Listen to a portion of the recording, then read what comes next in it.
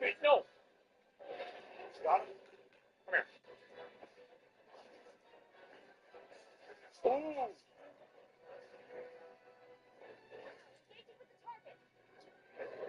Okay. Okay. Shit. Bro can't read. I'm a really slow learner. I don't understand things intuitively like other people do. Shit, I got another one. Okay. All right. Getting away. Okay. How do I separate them? How do I do that? How do I use a pod?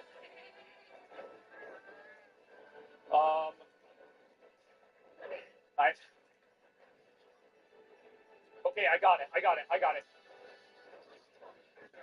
No.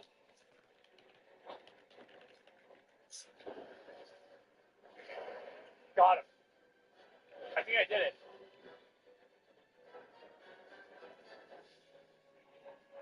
Okay.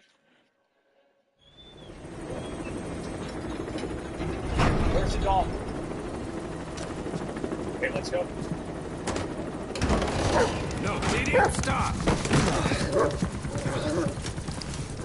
Snake. Now that would explain it. Sorry. I guess I've been away a while. Don't be such a stranger. That's a bad example for the men. And he gets pretty lonely, too. I'm on him. Come on, Didi.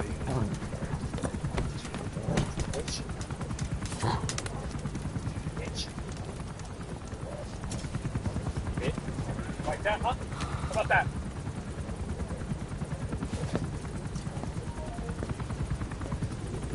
Got him. One more.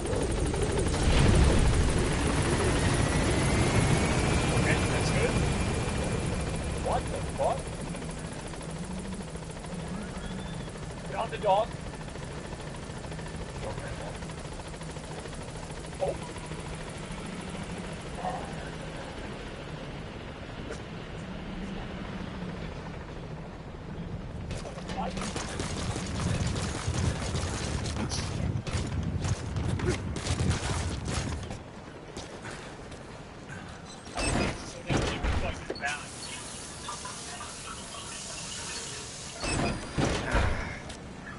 Shit, there he is.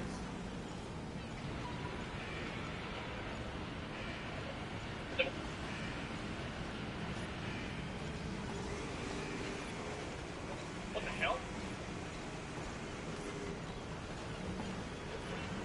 Okay. Damn, that guy's doing a lot of damage. Okay, thank you.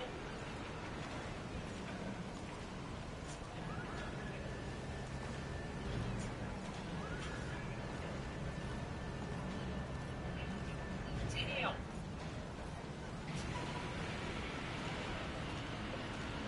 Okay. Thank you. Full health. Shit. Welcome Shit. home, boss. Let's go.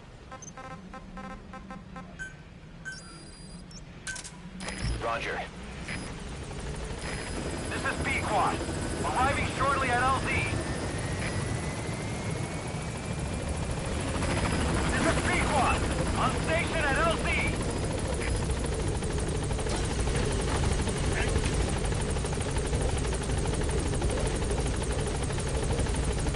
What the fuck? Okay, please, there is that.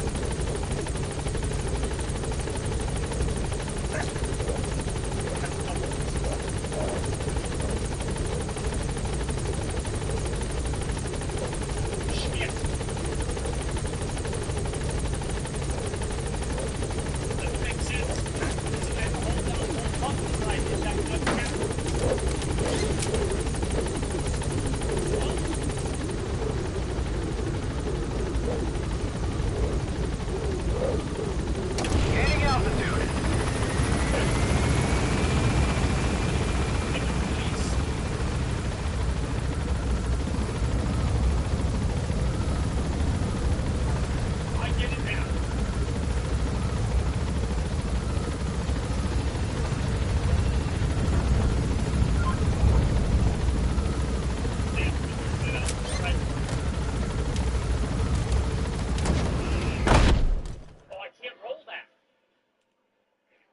was big. It was huge.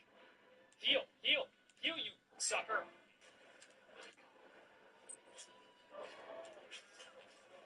Damn, I didn't realize that was an attack. Okay, we're gonna try and jump on him here. That's right. I cut his dick off. That's actually his tail, but still. 99.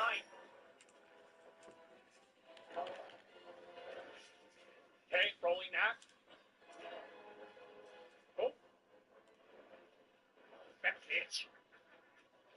This way to the shock trap. Big numbers, big numbers, big numbers. Huge numbers. Oh my god.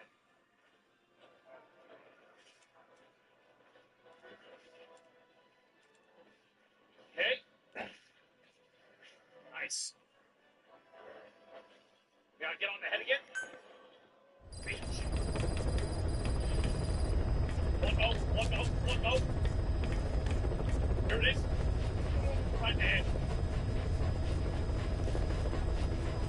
He's shaking it off. He's in rage. He's in rage.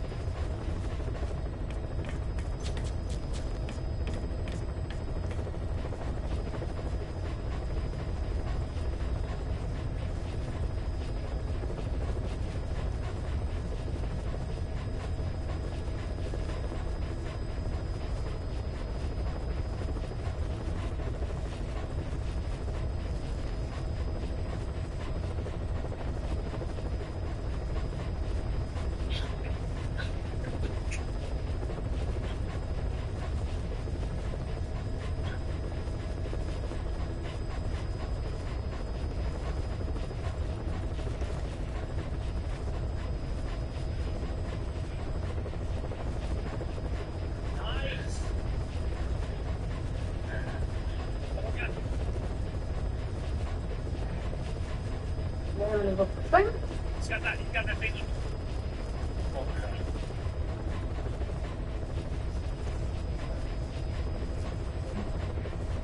So, Gracias.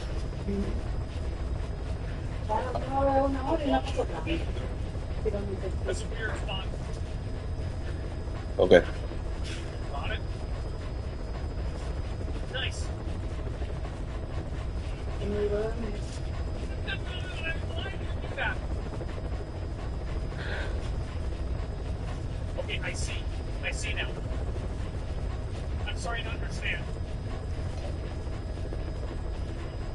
Te amo. ya sí. Okay? Uy. Yeah. Wow. ¿Qué fue? La claridad. Salud. Salud. Salud. Yo compré ese jabón de lavar la boca. ¿Qué pasa? Parece que me está dando alivio. Good job.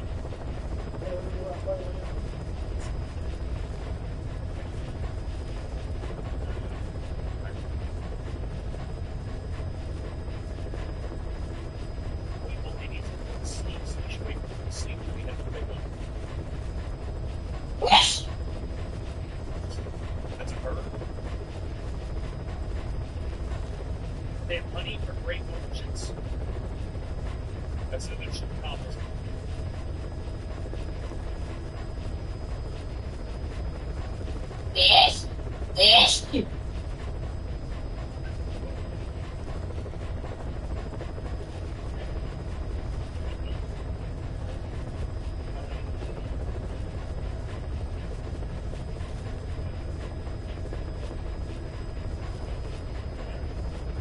Right? Oh! Okay. Damn. Jesus. Este no es la misma marca del polo que te mandaron. ¿Y tú me hablas? El polo no es de esta misma marca. Ujú. Es el traje de baño mío. Porque tú veas. I can't turn that. Salud, vida. Let's hit his leg. Okay, I'm gonna get him. I'm gonna hit him here. I'm gonna hit him. I'm not even. I did that on purpose. What the fuck? What the hell? Oh shit. Okay, let's go around.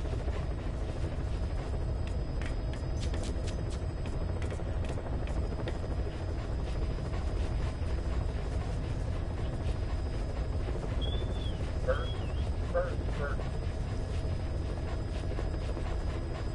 That's a dangerous dog.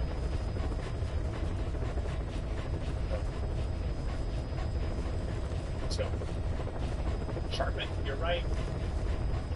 It's been a while since I played.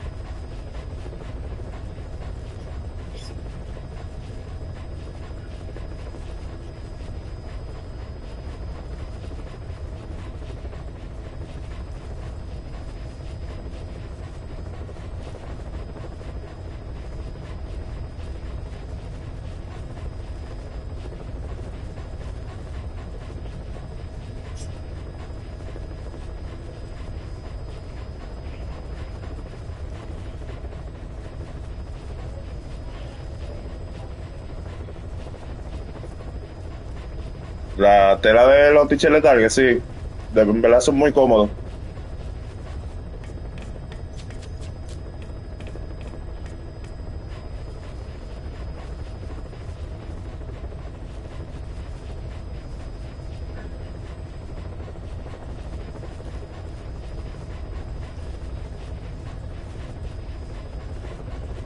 Damn.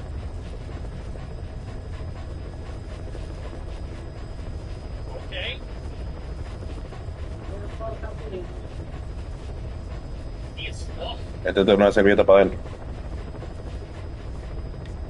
No, come here. Come here. this game looks so good. Ay, todo. Digo que hace. How is he running so fast? Pero en el pasito, exacto.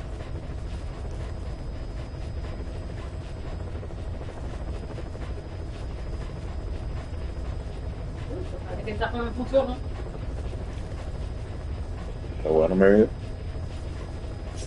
Got your fat bitch. On him. Fat bitch. That's right. That's right. That's right.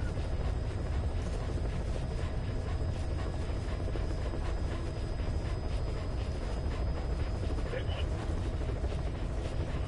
one. Nice. Yes.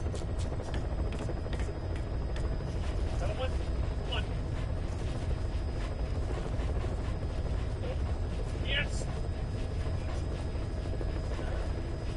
Another one. One more. One more. One more. I got him.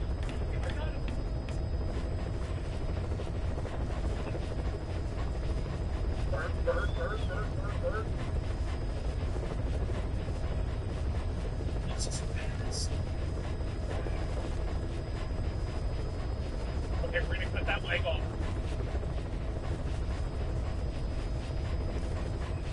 No, think so, fat bitch. That's a slam, right? Yeah, it is. He's done. He's done. It's over. It's over. It's over. You're done. There it is. Se va.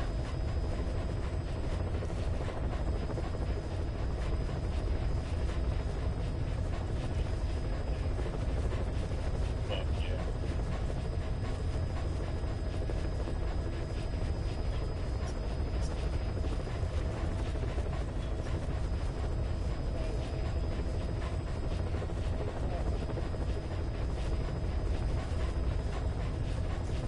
Oh, not Buster 4? Not Buster 4 focus mode? Yeah, I just didn't understand it.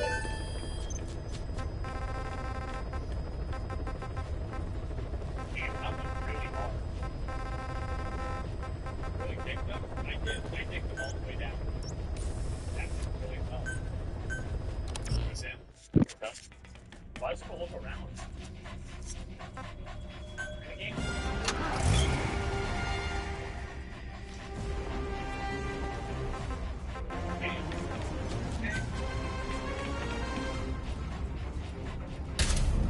I didn't respect focus mode? Yeah, I don't know how that works.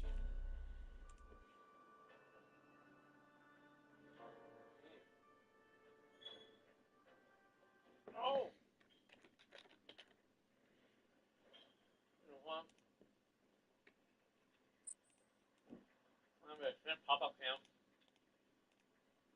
Portable barbecue.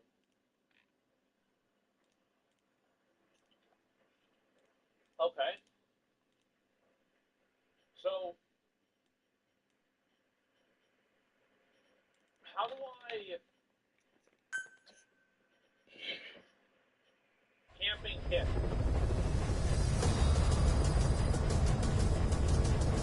Why not out camp here?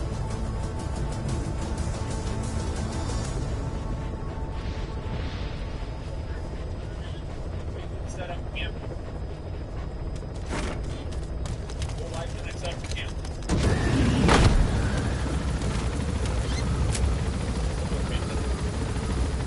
But it says I can do it here. Yeah, I can do it.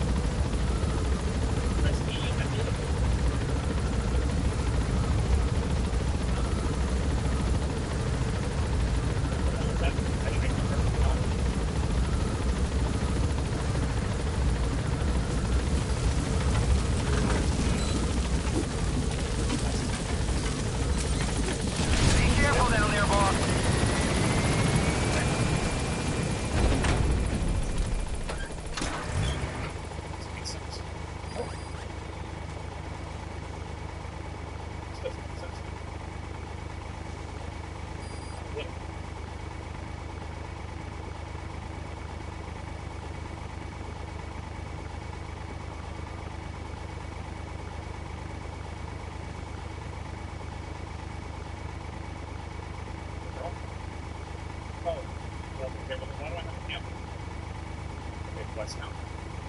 Here to help. Approach going west.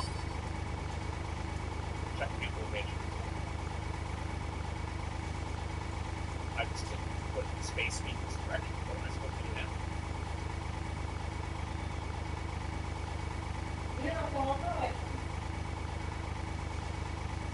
Sí, yo no tiene problema decir.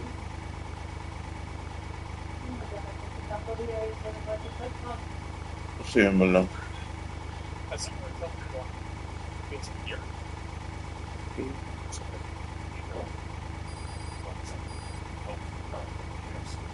Okay, okay, I get it now. Alright.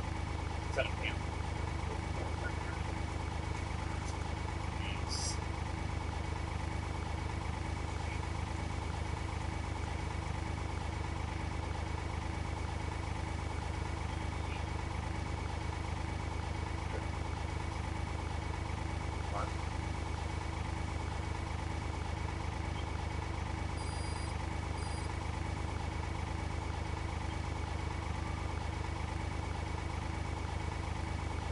Okay.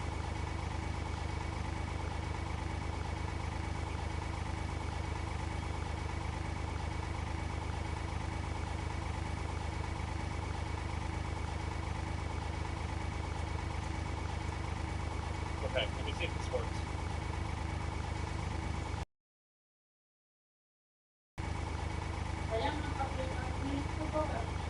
Ah, sí, dame llamar ahora.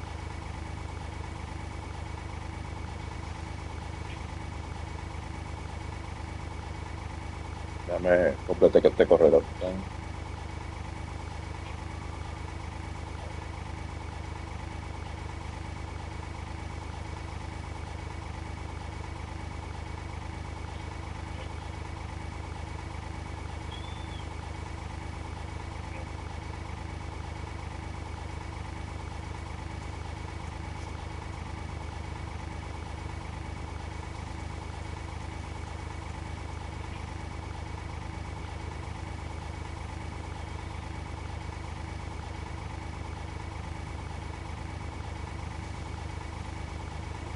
I killed it. What's the fucking wall? Yeah, I want to see how this works. I'm trying to understand it right now. Okay, so... Right, so I have to okay, there's a reload for this too, huh? Okay. Put some of that stuff up over there. That's really good.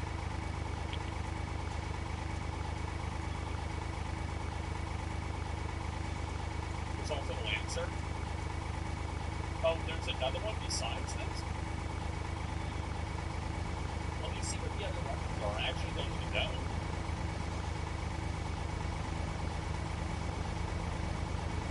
Okay.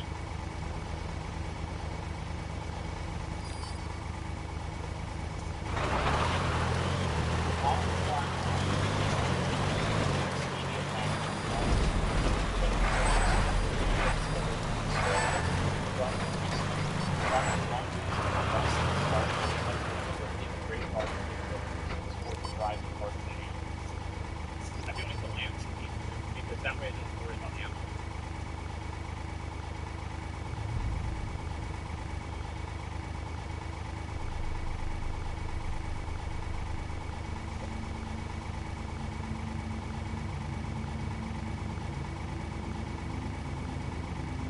Ya, a ver si se cambia.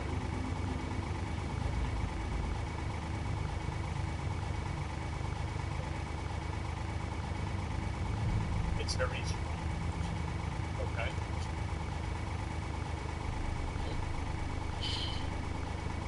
Let me see. What is this? Sugar copper. Okay. Set waypoint. Okay, dog, take me over there.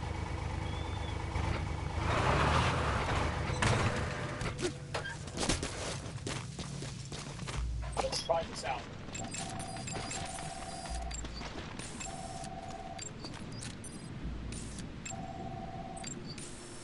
Is all don't play focus mode.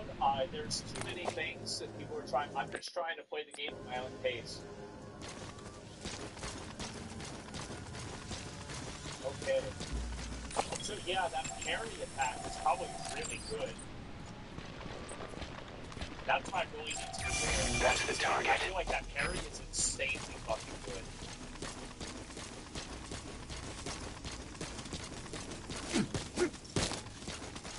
Perfect guard gives you a Variant Lance.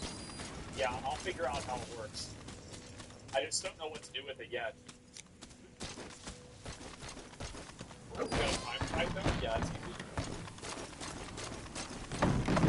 Okay.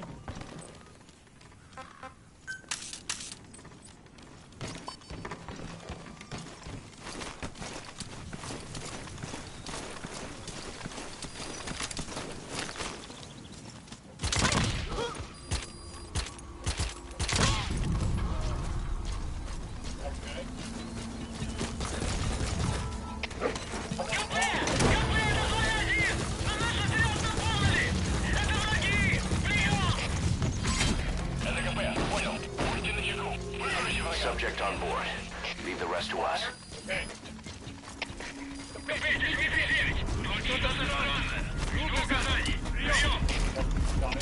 ЛКП, понял. Усилить безопасность. Повышенная боевая готовность. Конец связи. No, todavía. Ya voy. Esperando que te vayan a mandar. Hola, ya no se lo he dicho.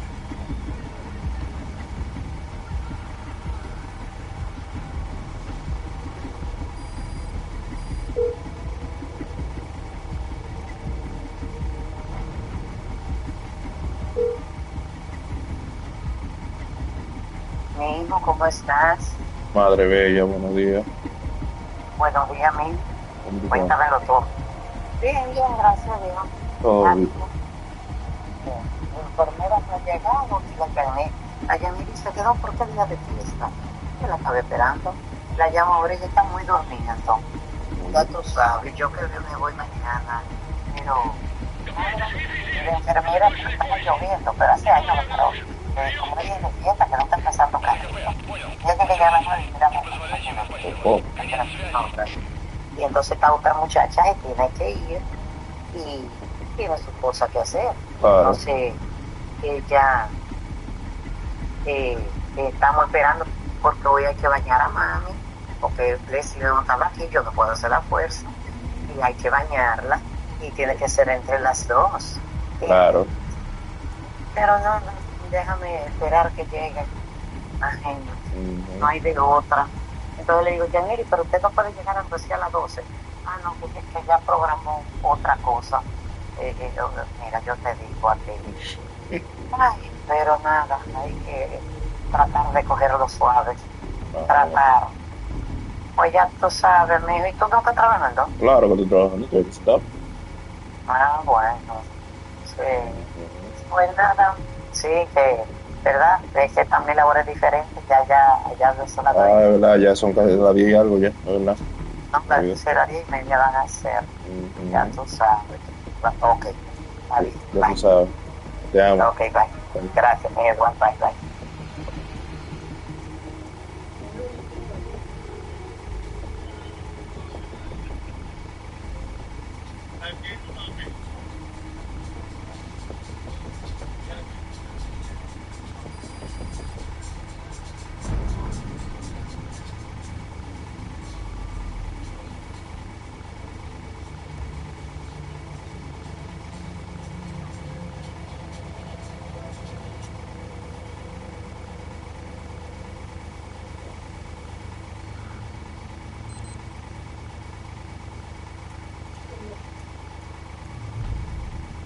¿Y el qué?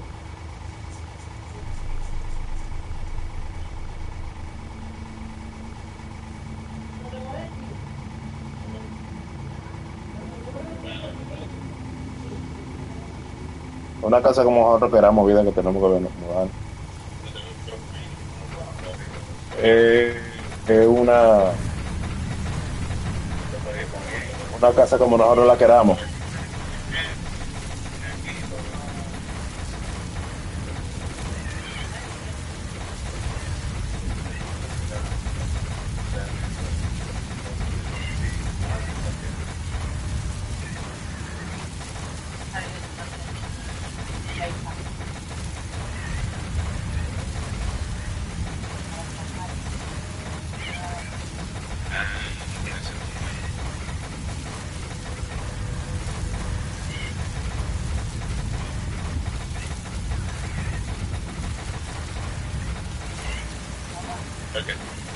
cámara que me está los cosas.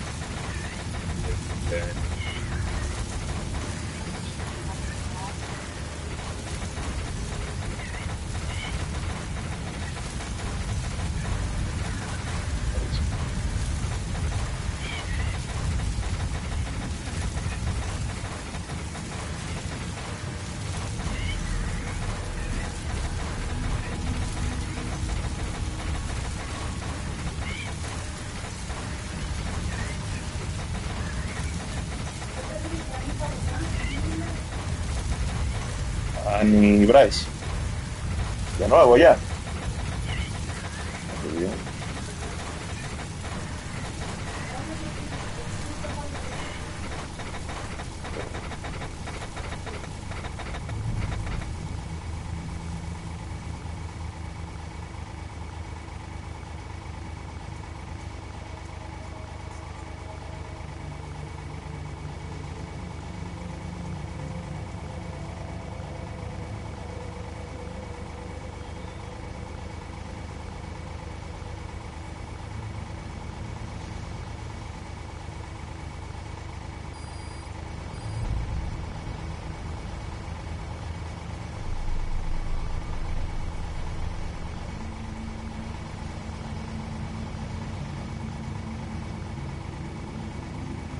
Okay, maybe I need to go back. I'm gonna see if I can get this started.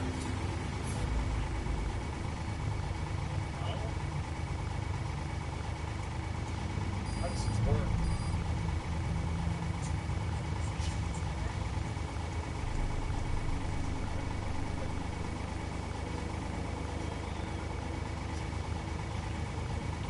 Wait. I'm just spamming the same button and it's making no damage. Wait. Wait. This is awesome.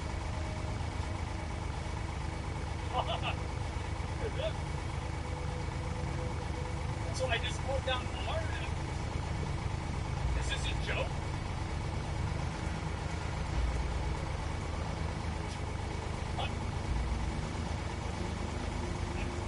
Focus mode? Okay. What? What?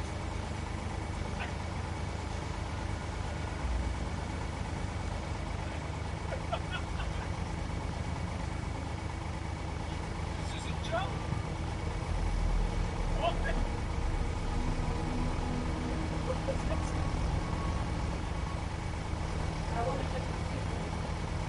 Ah, bien bueno. Ya lo saben. This is.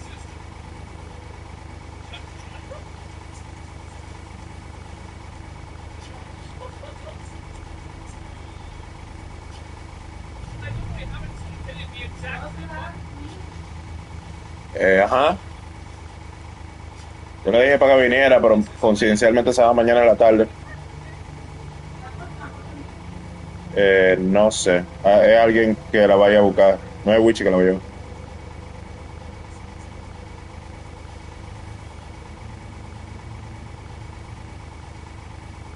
This is so ridiculous.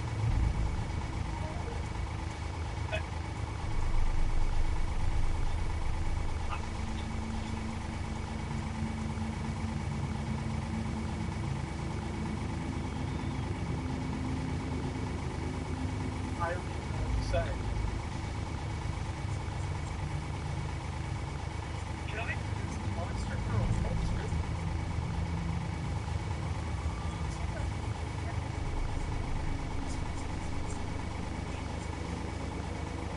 No way. Wait, who's this idiot?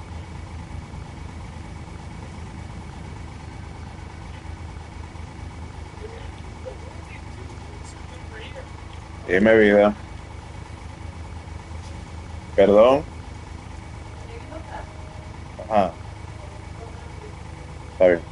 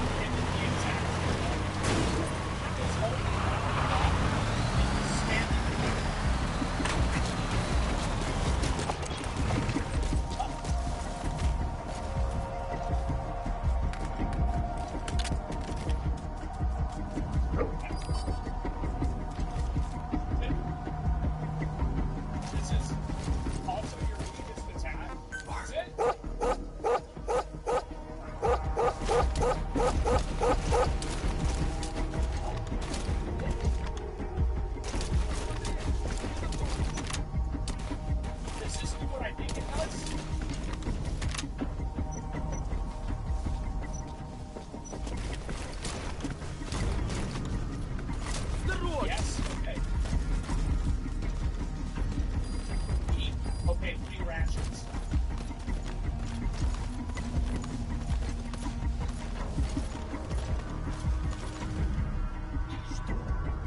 Turn.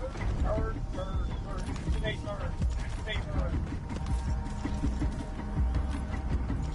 Забудь, не померещилось.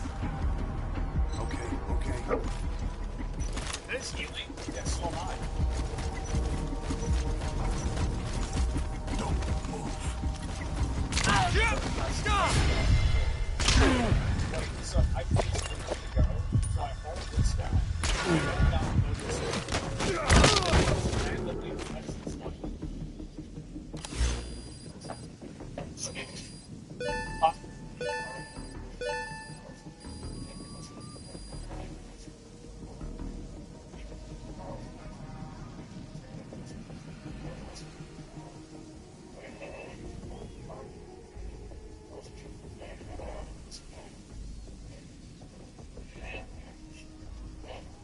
I want to see if I can figure out like what this parry thing is.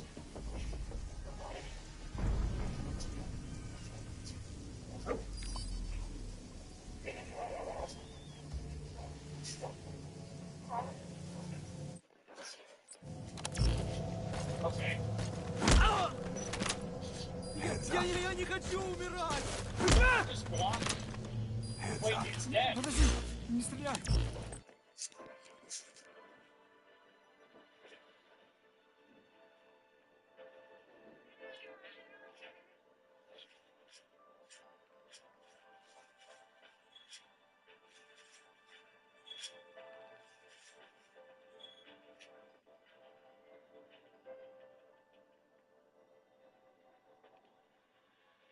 That's crazy. Oh my god.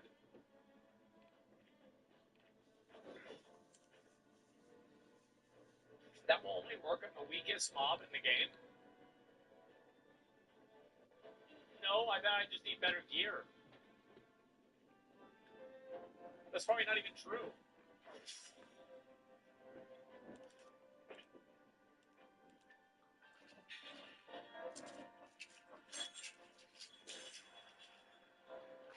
Yeah, gear will work exactly. Go do the lightning dragon. La farmacia. I feel like he's gonna kill me in like one hit. Vamos de todo, por favor. ¿Toda la mitad? Yo ni quiero comenzar a I beber. think that wouldn't really go very well. It's the long boy. Ese café no hay que echarle azúcar. No, ese café ni siquiera con leche, es Ajá. negro. Me empalagué. No hay que echarle azúcar. Ese café se disfruta así. Y ahí con.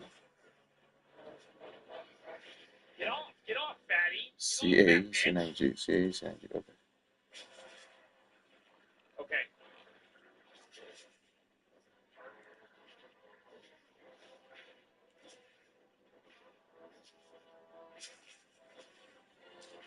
Wait. I thought I blocked.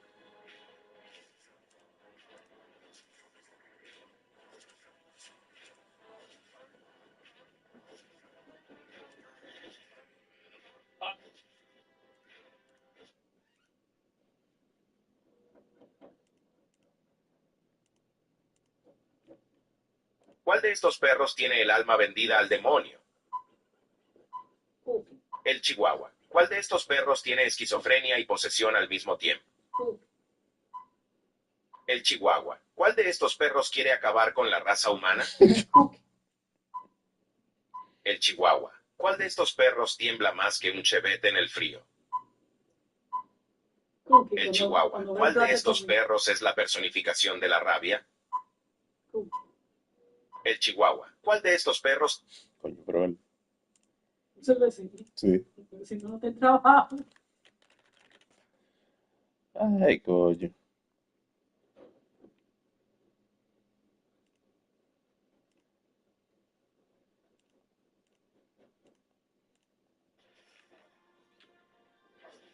I'm on him. Wait, Pero how? no, Cookie es comente. Porque mira que esa mamá de Aaron es Cookie el loco. Se le encaramó en el carro. No. Oh.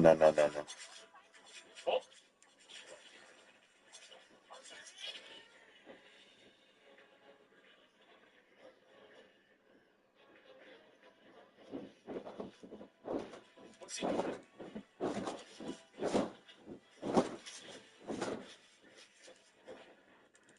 Bien, ¿cuánta policía?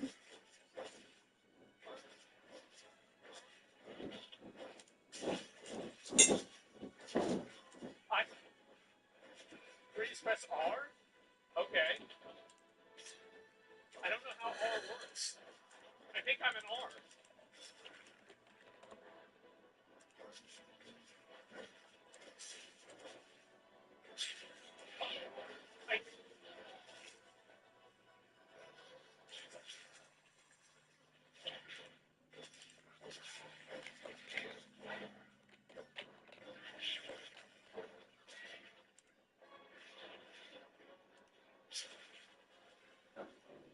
I,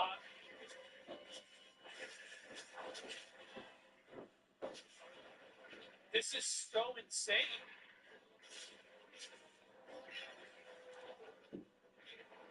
I just block everything.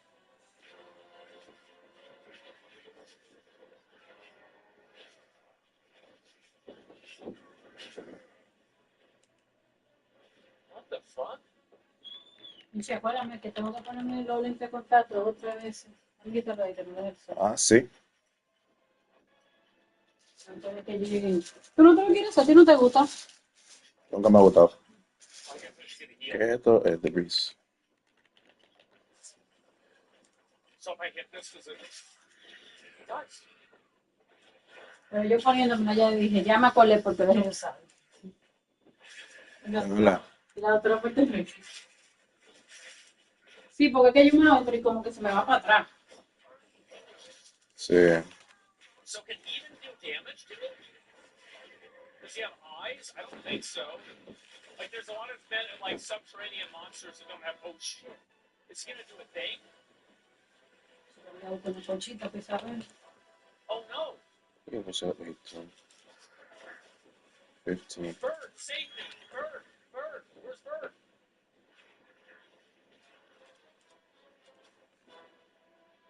Okay, good. Summer Life Pit? Yeah, exactly.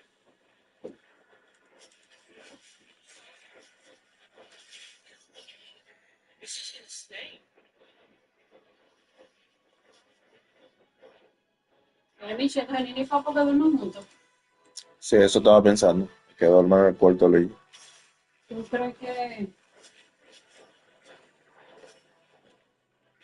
Pero no.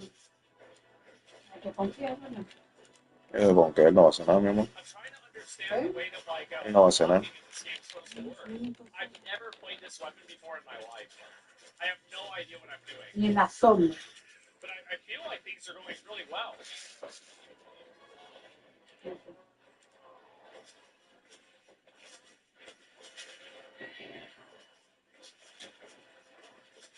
Combos in the right guard. What did it say? Oh, I didn't even see that.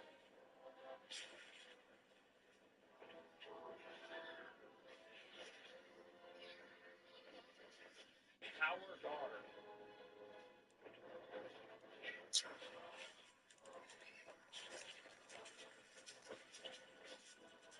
Okay.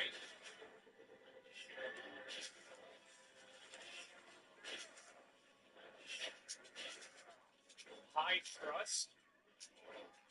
Okay. Let's go. Play solo? No, I don't know what I'm doing. I just want to play the game. I'm just trying to play the game. I don't know. I don't know how to play solo. I don't know how to play the group. I don't know what the hell I start playing. I have no idea what I'm doing.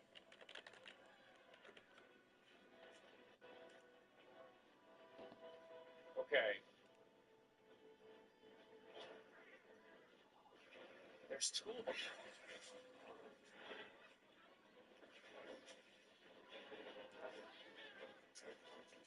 Okay. We gotta run.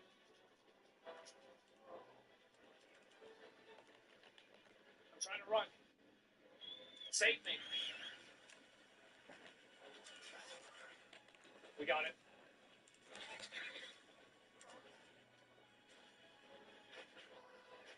Leaping thrust.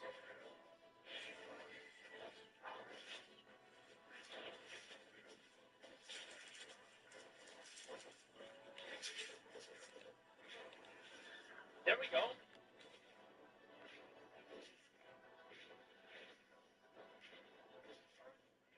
Doing pretty good damage now.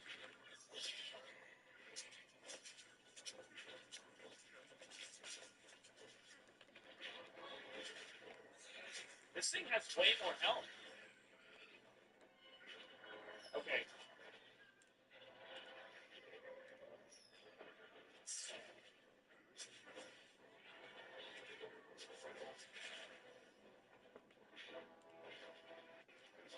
Alright.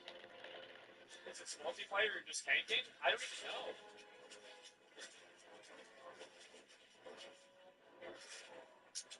Yeah, I have no fucking idea what I'm doing.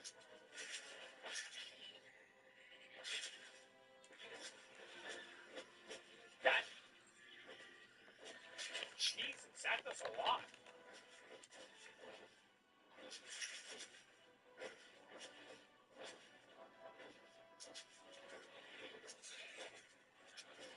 Yeah, this bow does a lot of that. This is nuts.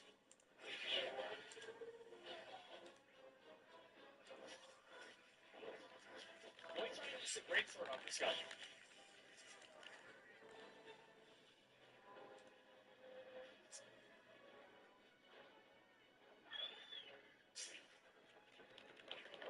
Okay.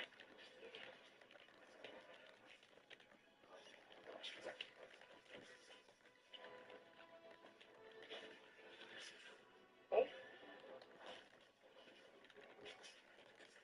Shit! Okay, we're gonna use greatsword a little bit on him.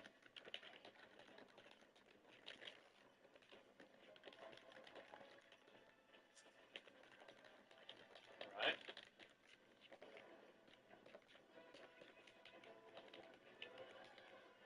Going after his ass.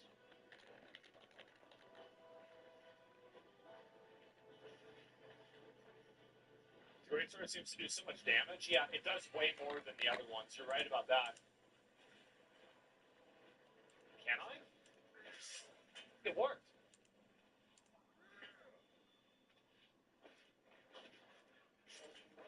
Oh, shit. He's red now. What the fuck?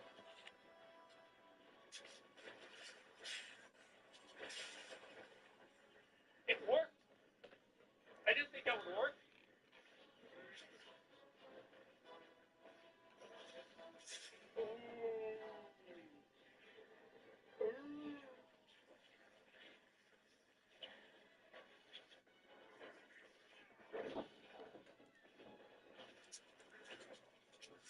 Okay, hopefully we get him. I kinda got him, not really though.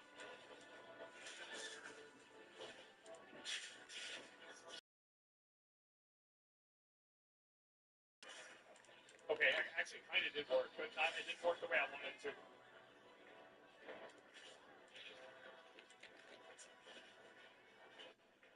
Okay. Ooh, hit me.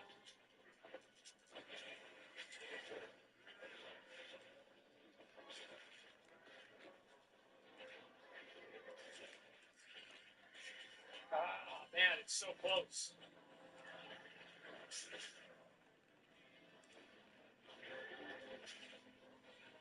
Yeah, I will say, greatsword definitely does a lot more damage.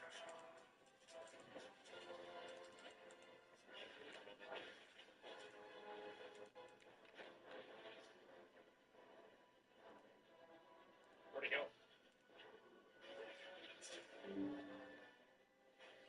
Someone's at your door. They killed him. Nice.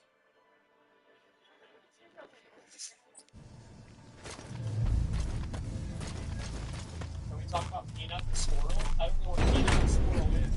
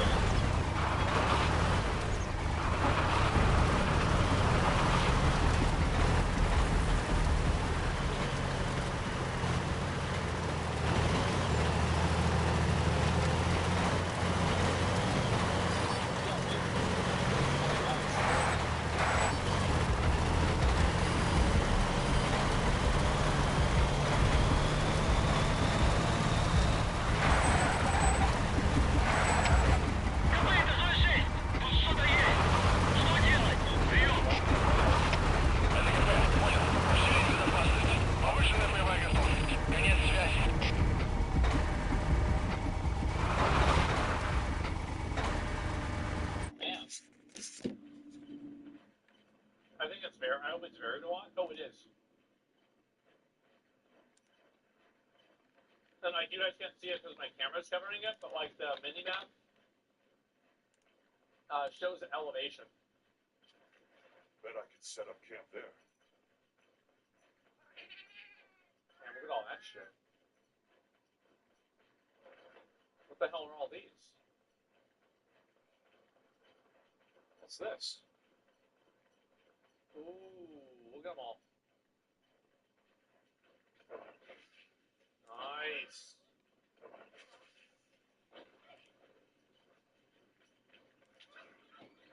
Attacking while mounted feels pretty good.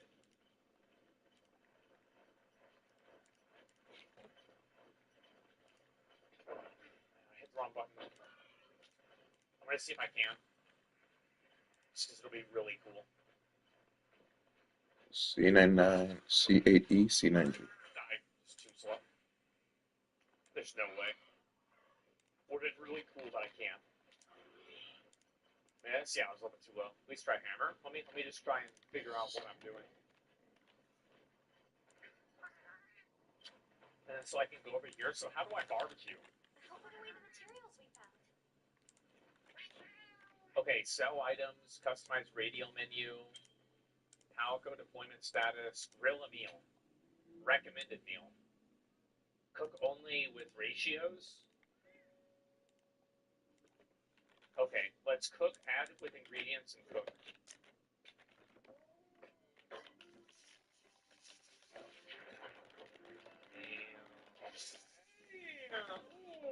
There it is.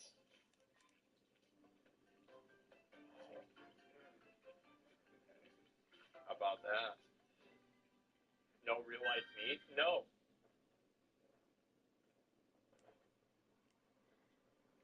Tender as fuck? Yeah, I guess so.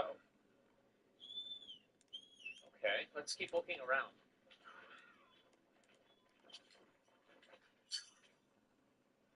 Oh, shit.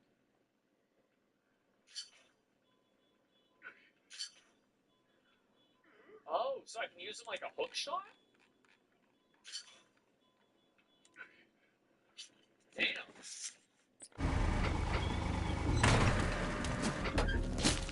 You can change armor at the end. Okay. What the hell is this? Where's my mouse over? Where's lesson?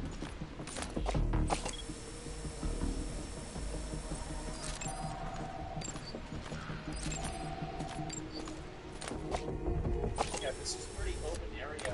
Like, oh, let me see what's over this way. Good. Good.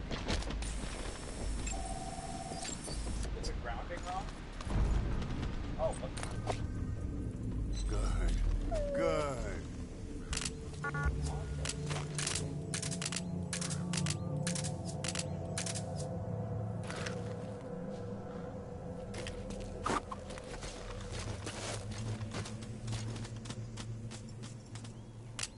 I'm sorry.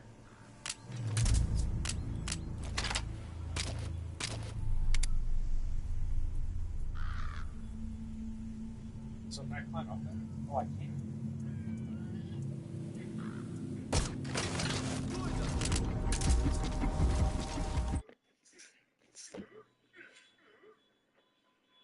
Wait, do I have to? No way, right? Oh, shit.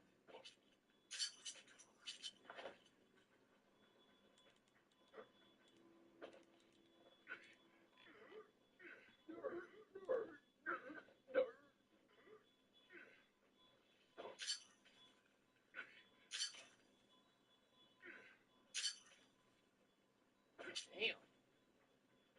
It's a little scuffed, but it's not that scuffed.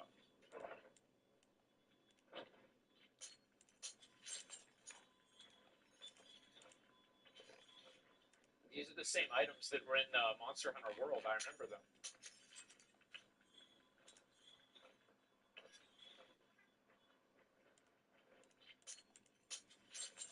Better than Throne and Liberty?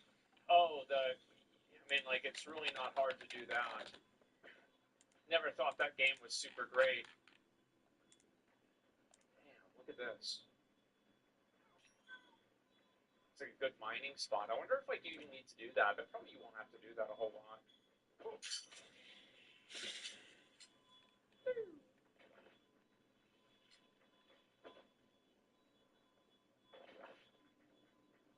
Animations are dope. Yeah, I think so too. I would say like my first impressions with the demo are that the game, it has a little bit more fluidity to it than I think World or Dragon's Dogma 2. I think that's a good thing. It's the beta, yeah, whatever, like beta, alpha, demo, whatever. Where's Bird? Where did Bird go? Hello? Okay. Pivoting attacks with focus mode is huge. Yeah, I know. This is nothing like Dragon's Dogma. Well, I think that so it is really. I mean, like the way that a warrior plays in Dragon's Dogma is. I mean, obviously it's not the same as Monster Hunter, but like big surprise, like two of the games that come from the same studio that are using the same class fantasy are similar. I think that it's pretty fair to compare them slightly, right? It's not like it's a one-to-one. Like, no, it's absolutely not. But, you know, there's some similarities. But I do think this game has a little bit more fluidity to it, which is kind of nice. I haven't really mastered focus mode, obviously, right? So it's hard really for me to give an opinion on that. But I think focus mode is going to be really good for, like, newer players that, you know, probably didn't play any of the other like games in the series. And I think also it'll probably just be good even for everybody, right? Just so you can like aim your attacks in a direct way. Yeah, like visually, I think the game looks really nice. It's for core gameplay too. Gives you focus slash. Yeah, I didn't know that. Like I'm gonna have to understand more of that as I play it more. But like it definitely feels a little bit more fluid. I'll tell you that for sure. Like compared to like Monster Hunter World. We'll go around this way. This is like Dragon's Dogma 2.5 with Monster Hunter paint. Yeah, but that's good though.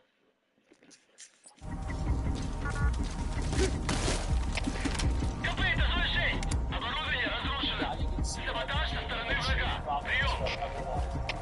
Это КП, понял. Немедленно проверить и встать альтернативную сводку. Конец связи. So these are showing the games that are out in the world. Very nice on top launch. Star Wars PC.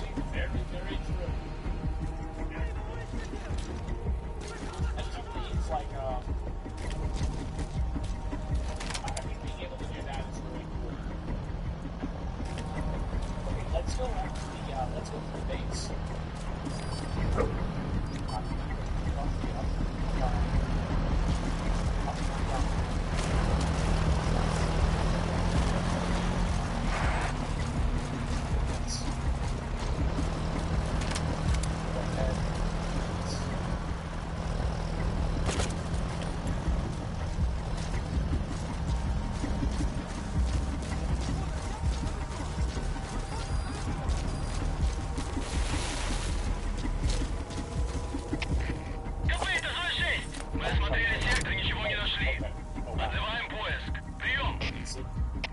Это КП, понял. Не расслабляйтесь. Они еще могут быть рядом. Конец связи.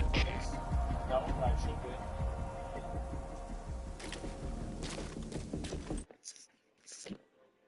Yeah, some of the visuals, like how the mount doesn't despawn whenever you get off of it, like that stuff is really cool. Don't forget new armor and the tent. Oh, wait.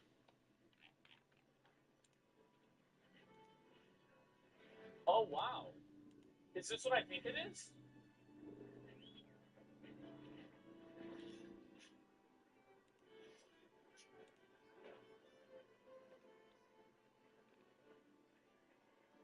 Wow.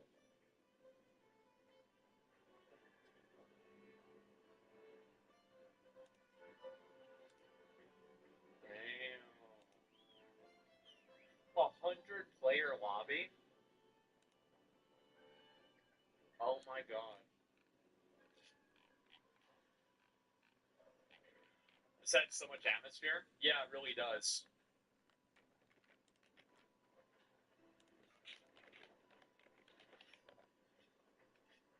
This is really cool.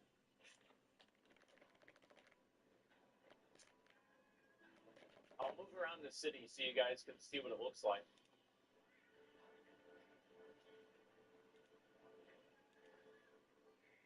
I think they said 24-player lobbies. Somebody earlier was saying it was a 100-player lobby. Those are the cop boys that we were killing. The Healy things. 16 visible, 100 total. Wow.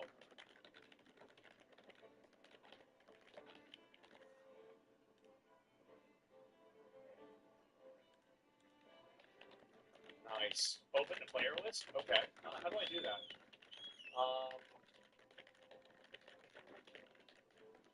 Player list. Wow. You should. Damn.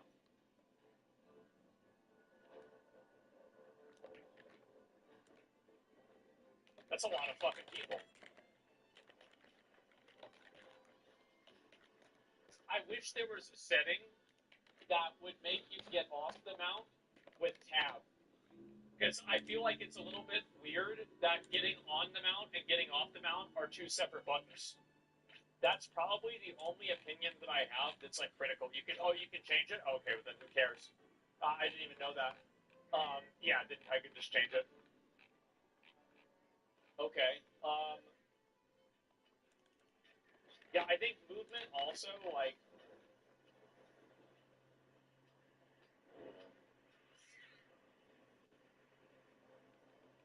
Oh, shit.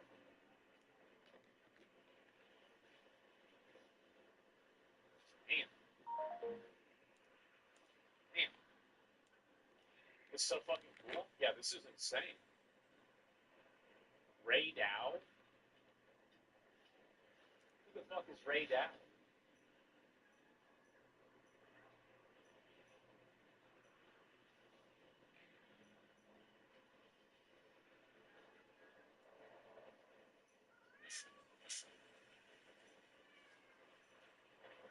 Kill it? Yeah, I don't know. I don't know if I'm man enough for that yet. So if I go inside the tent, I can look at my other armor, right? Okay. Crafting list. Okay, so I can't do that. Change equipment. Helmet. Okay, so that's nothing. Okay. That looks good.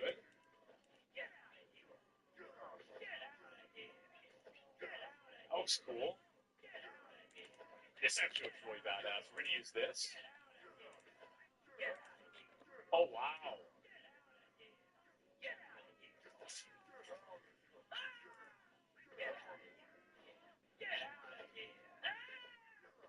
Okay.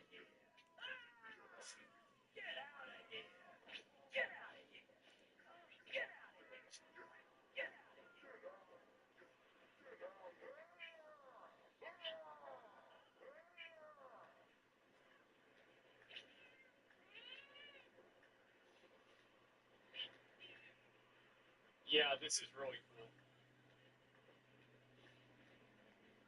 Yeah. No, I mean, I do think they should make it where you can mute the other player actions like that, but like still, it's really cool.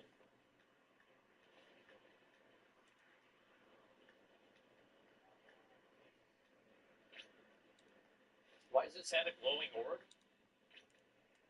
Yeah, that's actually a really good question. Yeah, what the fuck?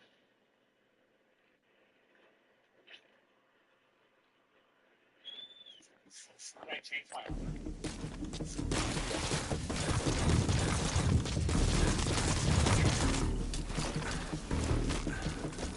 This is so cool. Holy shit.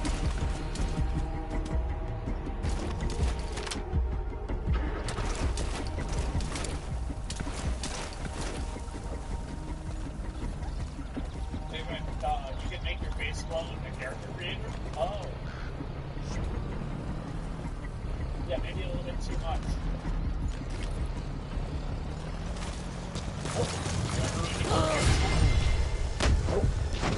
Wait, what?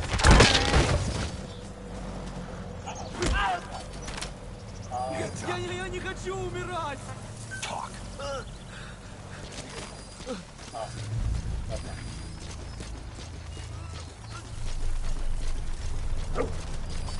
Yeah, that's way better.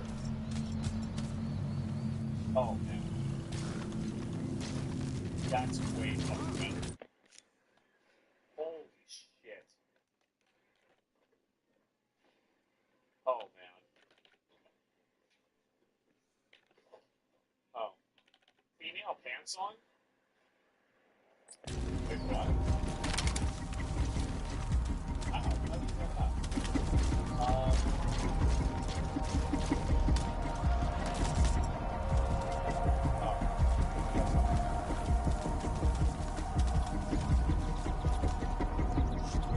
Yeah, that's way better.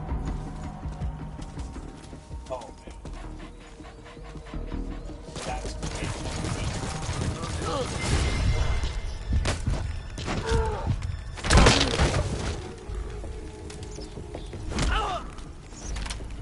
Я не хочу умирать!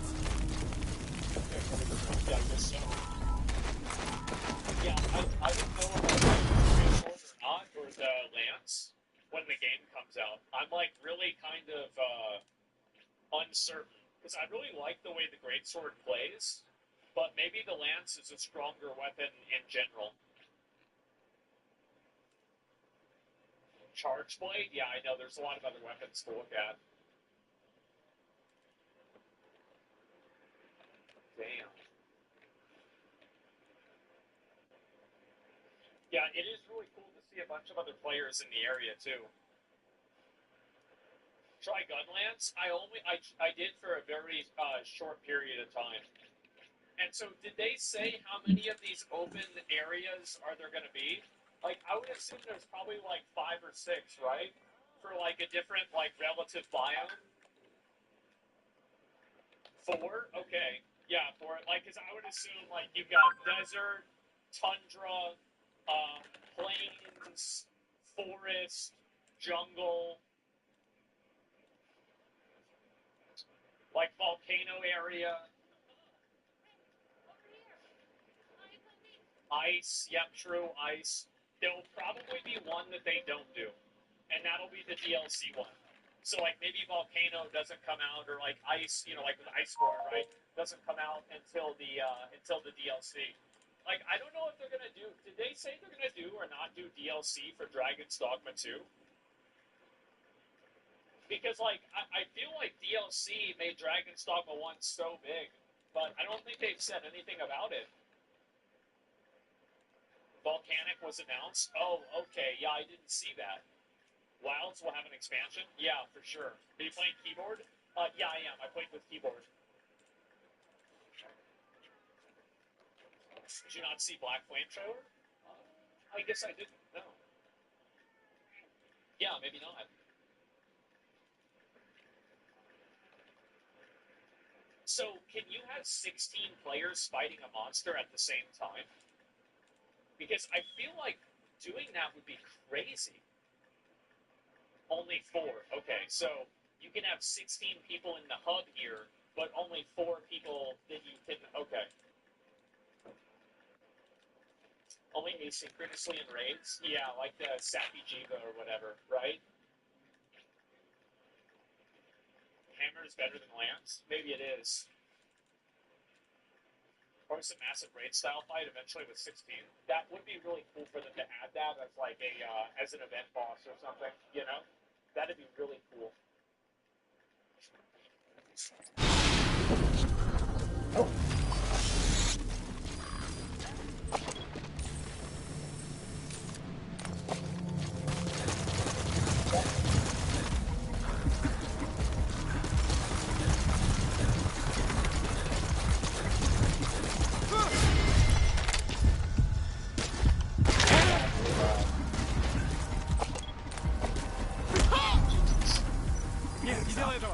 Spit it out.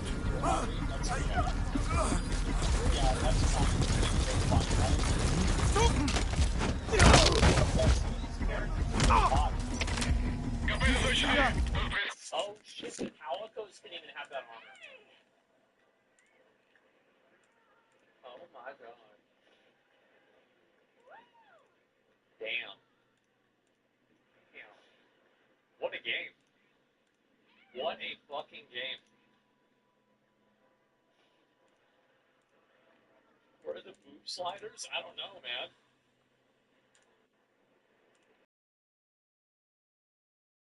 Yeah. Where's the fat?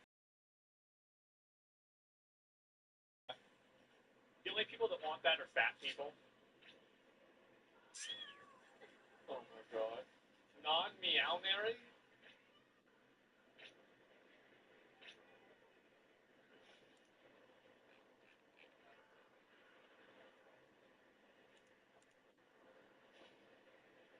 Oh my god.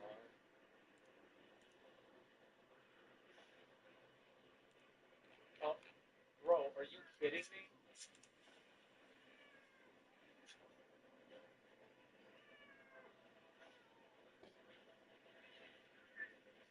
This character creator is really good. Oh my fucking god.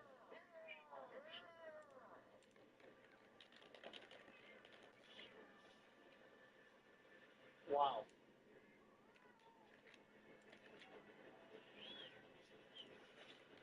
Yeah, I actually think the visuals for this are a lot better than what I had expected. Wait, that's the... Bro, what the fuck?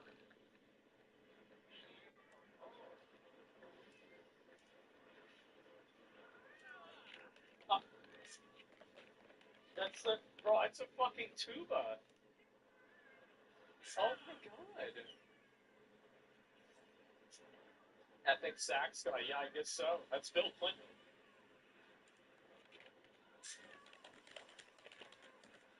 Yeah, some of this looks really, really good. I do think that, like, this game on release is, like, do you guys think this game will have over 1 million people playing on Steam release? I think that unless they do, like, some early access fuckery, then there's a very good chance it'll happen. Because, like, just the demo got over 500K. Did it? Or actually, oh, I know it was over 400. Let me see if it was over 500.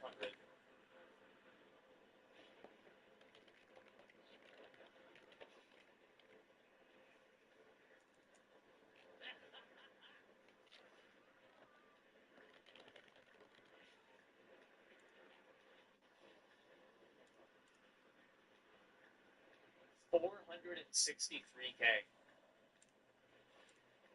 Holy shit. By the way, that's higher than any peak that Monster Hunter World has ever had. Clearly, it's, it's important to keep in mind, right, is that obviously it's free to play, so it would mean it would be, like, more likely that people would be like, oh yeah, let's try this out. But keep in mind also, the Concord free beta only had 1,500 people. I think probably Это КП, понял. Усилить безопасность. Повышенная боевая готовность. Конец связи. I think that this game has the opportunity to be like make it for Souls-like games. I think it does. Because like you have a few other games like there was one more killing Это КП, понял. But I think that now, yeah, there's a point of chance. We're all already so yeah, like Dark Souls 3 was really popular. But like Elden Ring is like multiples more popular than Dark Souls 3 is. Like what I'm saying is that it can be anything. Yeah, God, I didn't play God either. I didn't see that. He's coming too. Roger that. Rise was less popular because it originally came out on the Switch, and I think a lot of people viewed it as a downgrade to the world. It was like, my understanding is that like Rise was like more of an arcade version of Monster Hunter, Whereas World was much more of a PC, like traditional console game. But like, I didn't really play Rise at all. I've only played World. Like, that's the only Monster Hunter game that I have ever played. It almost jumps to top 5 global sellers. Yeah, I wouldn't be surprised. Rise only had slightly smoother combat, but everything else was worse. Maybe. I don't know. Yeah, I haven't played any of the other ones, to be honest. Twitch Cat. Rise is like old school Monster Hunter? Yeah, I just don't know. Let's see.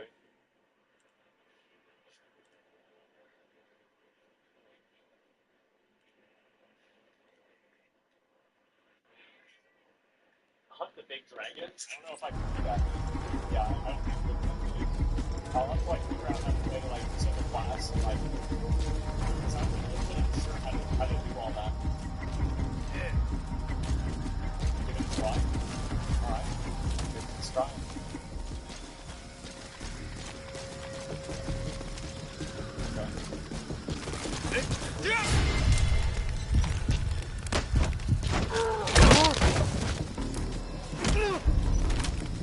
Hands up. Speak. Yeah.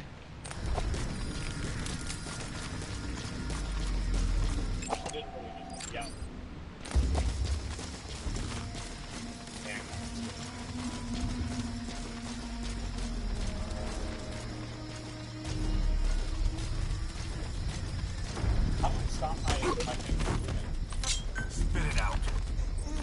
Stop.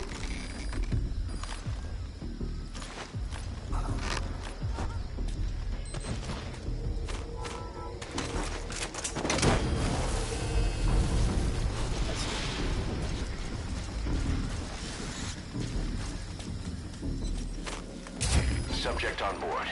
Leave the rest to us.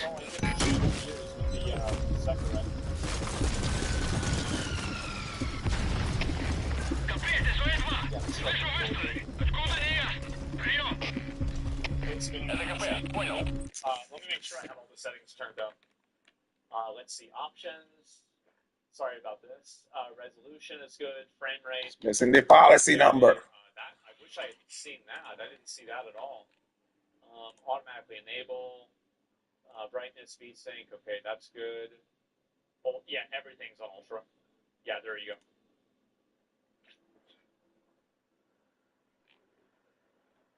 That actually looks way fucking wow.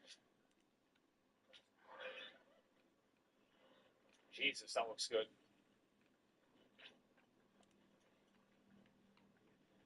Damn. Star Force PC.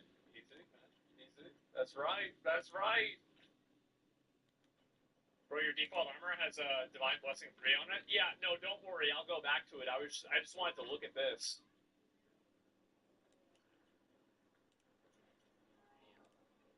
I wonder if I can put 4K on. Let me see what happens if I turn it on 4K. Options? No, that's as high as it goes. Yeah, it only goes up to 1440. Your monitor? Yeah. It's a SAC FPS? Yeah, exactly. I'm playing in 4K, your monitor's only 2K? Yeah, that's fine with me. Yeah, visually this looks really, really good. Like, it actually makes me really curious to see what the other versions are going to be like. 4K is still a gimmick? Yeah, I think it is too, actually.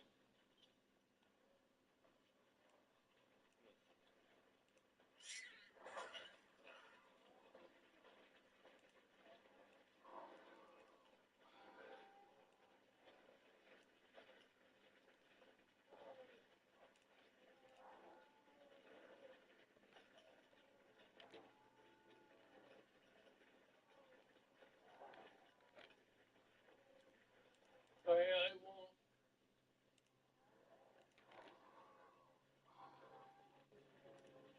Yeah, I'm trying to see how the colors change for like the different areas in the game.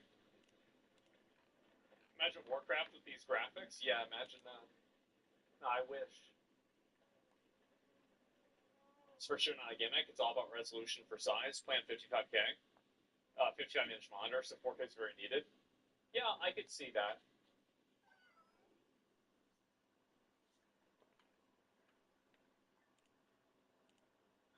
With DLSS, you can upscale your resolution on your 4K monitor, which looks insanely good.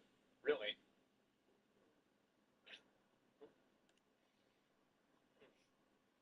The LOD distance is so good, yeah. Yeah, I feel like just in general, like, the game does look very, very good. Like, as somebody who, like, if you were to ask me, like, what would I expect the new Monster Hunter game to look like? This is exactly it. Yeah, I would 100%, I would expect this exactly. It's too sharp? No. I think it's fine. And also, we've only seen one zone. So over time, I think that the zones will change, right?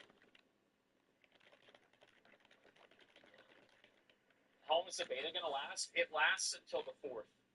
So that's we've got 2 days for the beta, and anybody can play the game. Go see Steam discussions. Oh, I haven't looked at any of that. I don't know about any of like what people think about it or anything like that. Just like they're in a storm. No, it turned off as soon as I was about to do it. They already made better updates on the main game. Someone's at your door. Beta, but the graphics are definitely going to go up. Yeah, I think so too. And like some people were showing some images of like the super down res things in like the trailer, which was really funny. Can you be trans in this game? You can be Frieza in this game. Okay. If you can be Frieza, then it doesn't really matter. How do I get into the beta? You just go to the store page for Monster Hunter Wilds, and then you click on sign up for beta. It automatically accepts you. Then you can download the game. It is a 23, if I remember right, 23, 25 gigabyte download. So it's not like a massive 100 gig or anything like that. I made Stroll from Metaphor. Nice. I slept with the guy in Dragon's Dogma 2. I didn't sleep with the guy in Dragon's Dogma 2. I slept with a cat guy. I didn't know what I was doing. It was an accident. I just, you know, it is the way it is. So yeah, that's it. I'm gonna probably chill for a bit and relax, but I did want to show you guys the new beta for the game. I think this looks really, really good. And I'm gonna be real, guys. Like, I'm really excited. The only thing that sucks, though, is that now I basically have to beat Fatalis. Because that's the only boss that I have left, besides, like, hard mode versions, I think. Maybe there's, like, 2, like, event bosses. I didn't do the Brute Tigrex either. I basically have to beat Fatalis now. Jan Garuga? No, I did that. That was easy. It was annoying, but it was easy.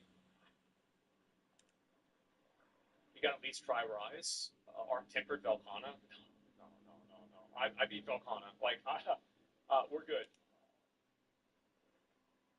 You gonna play off-stream? Play this off-stream? Maybe a little bit, yeah. Just so I can get a better idea of, like, some of these new weapons, and that way I can understand it. Behemoth? I did not do Behemoth. Beat Tempered Rajang Furious? No.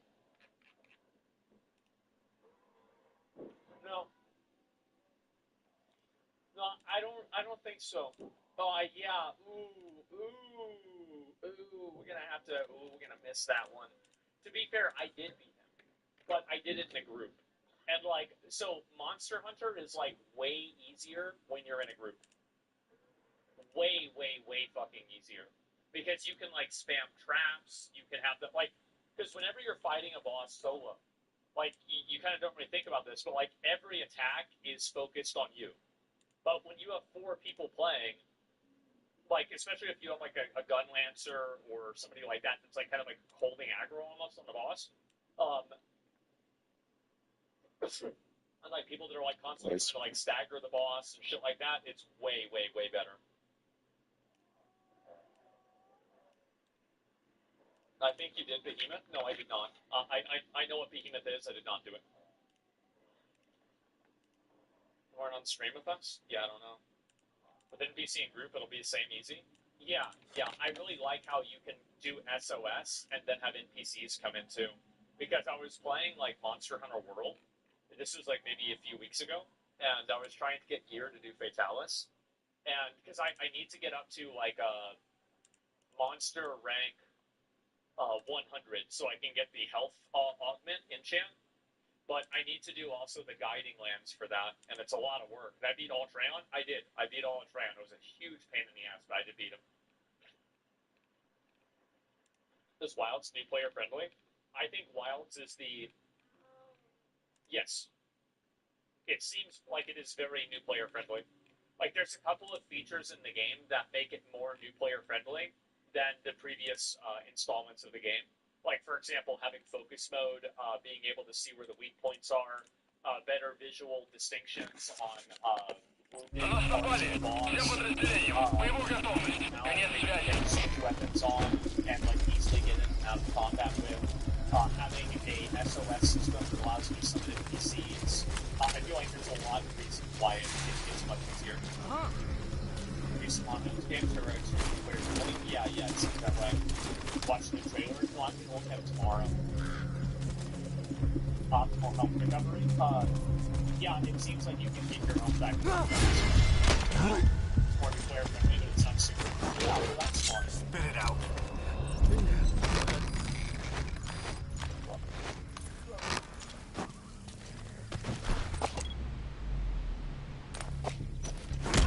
Yeah, I think one thing that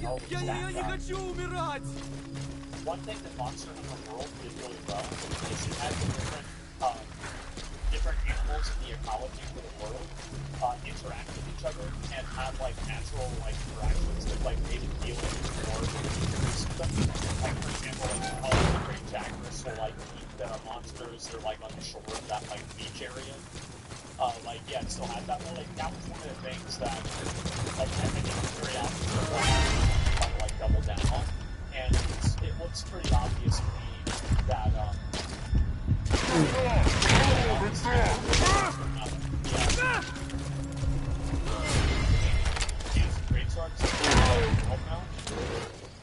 yeah, I did, to be fair, I actually did do the counter ability, the counter attack. I think the counter attack is fucking insane. Like, that so far, I bet that's probably going to be my favorite new thing. It's insane. Focus changer. Yeah, apparently focus strike is something that I не хочу умирать!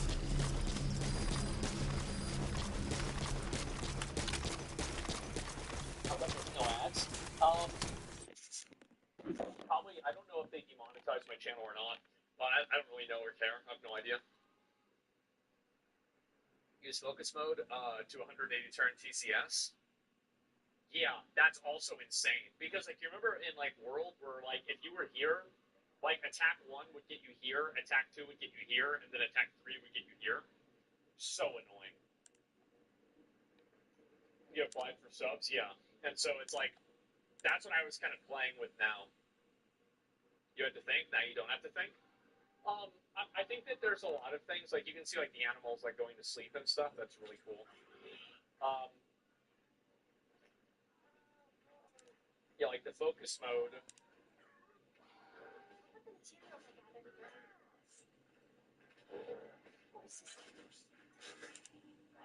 Ooh. Ooh. That's right. Yeah, I don't know exactly how the focus mode is supposed to work yet.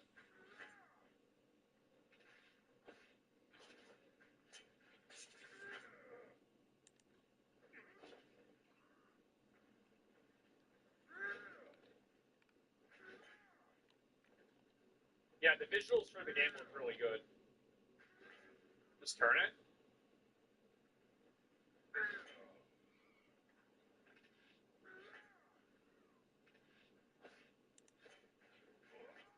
Oh.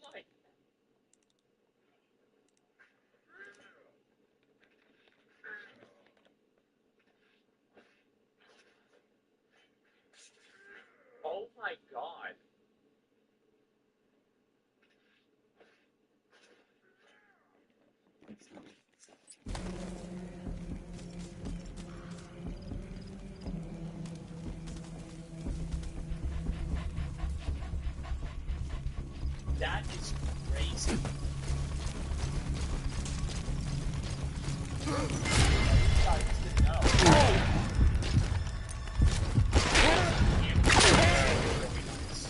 Like, there's a lot of little, like options like that that really kind of, experience.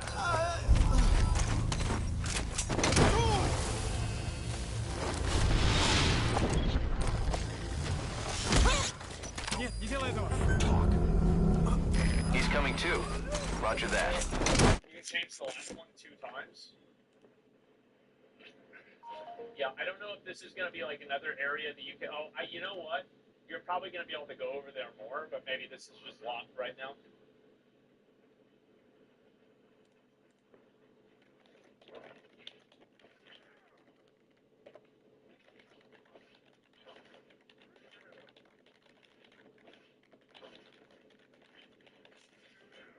Man, that looks fucking cool.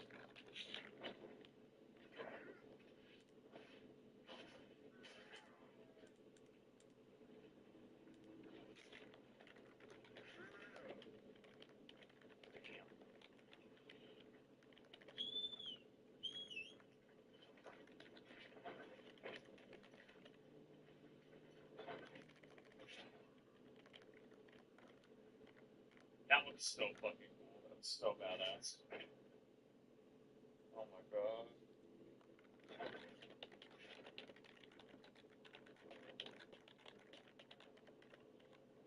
The Volgrad area looks amazing.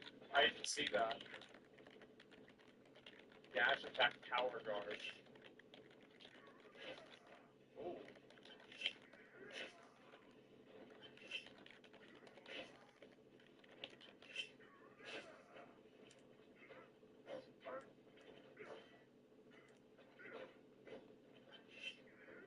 Try the guard dash.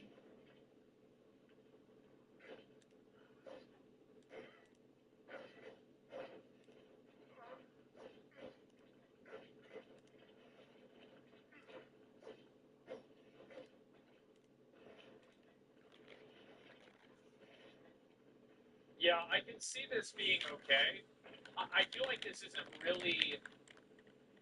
Like, I'm gonna have to play this more so I can understand it better.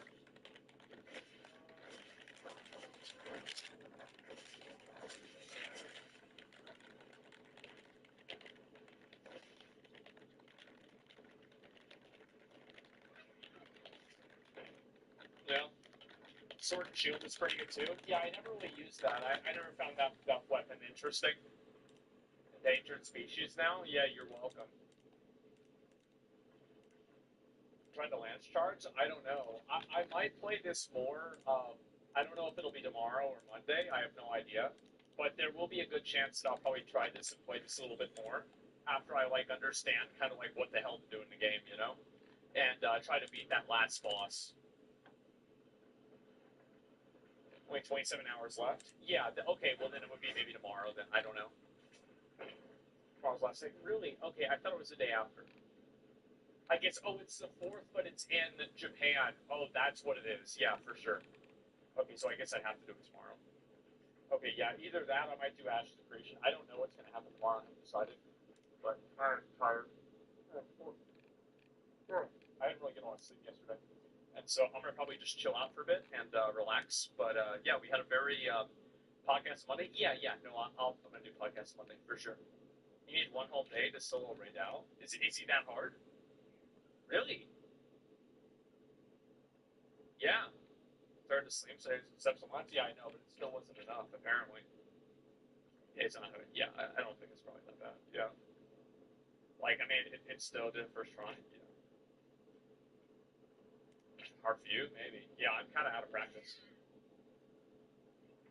I feel like in Monster Hunter, like I did pretty well. Like, it was funny because I think that I completely destroyed every single boss in Monster Hunter until I went up against Alatreon. And then that boss took me longer than like every other boss put together. Like, that was bad. That was real bad. You gonna extract him?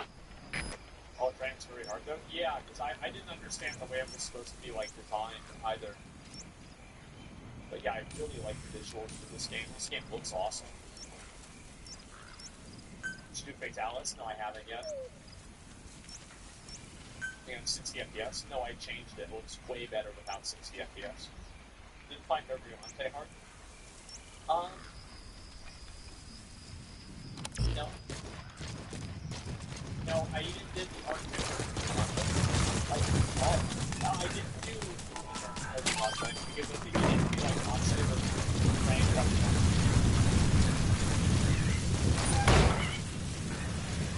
Definitely. Yeah, no, I beat him, but I didn't beat the rest. Yeah, I won't. Like, I know I did that boss because I spent a lot of time talking it for like some items.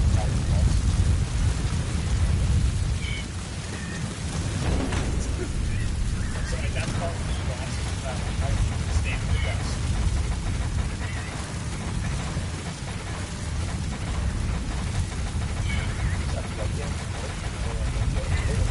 Yeah, I'm not even great. But it does look like one coming going I think the Monster will probably be like that. It'll be that game that will make it like way bigger than the rest.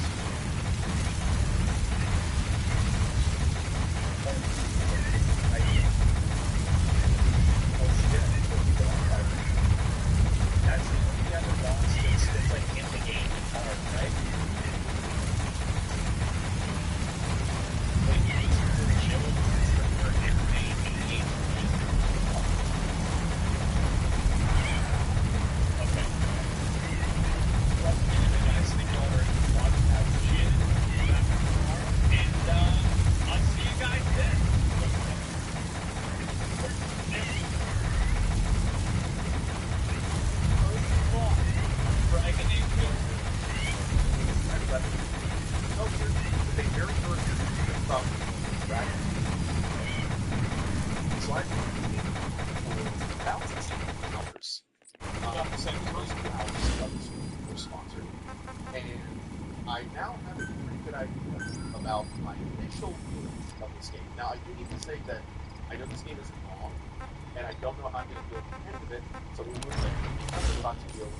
That's 2 reacts. Give me the question all the time, but I think this game is my comments. Dragon Roger. It's falling into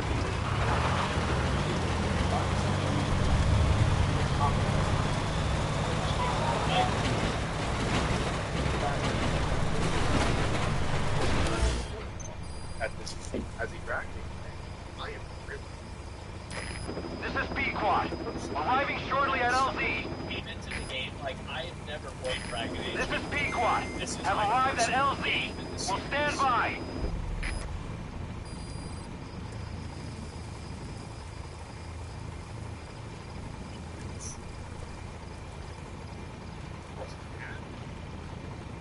But like, as it was.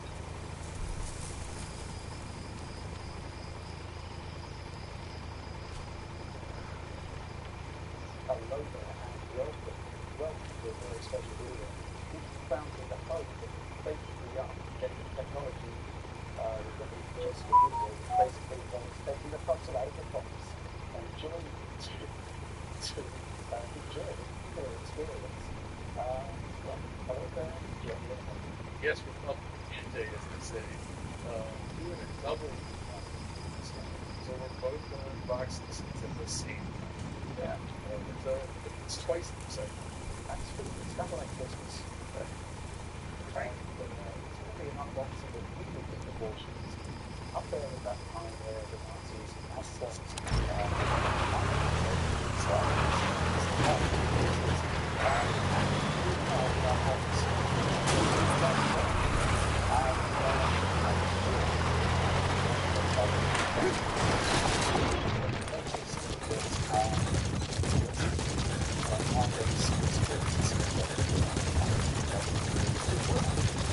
So, yes.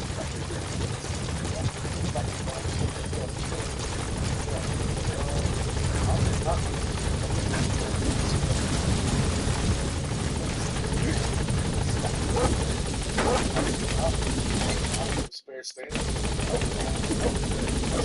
Sign up.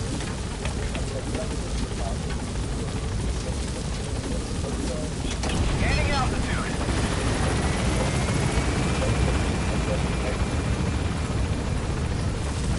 Took this box here, first of all, on the back here. Departing.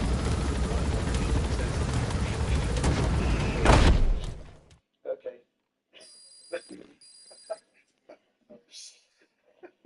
Oh dear.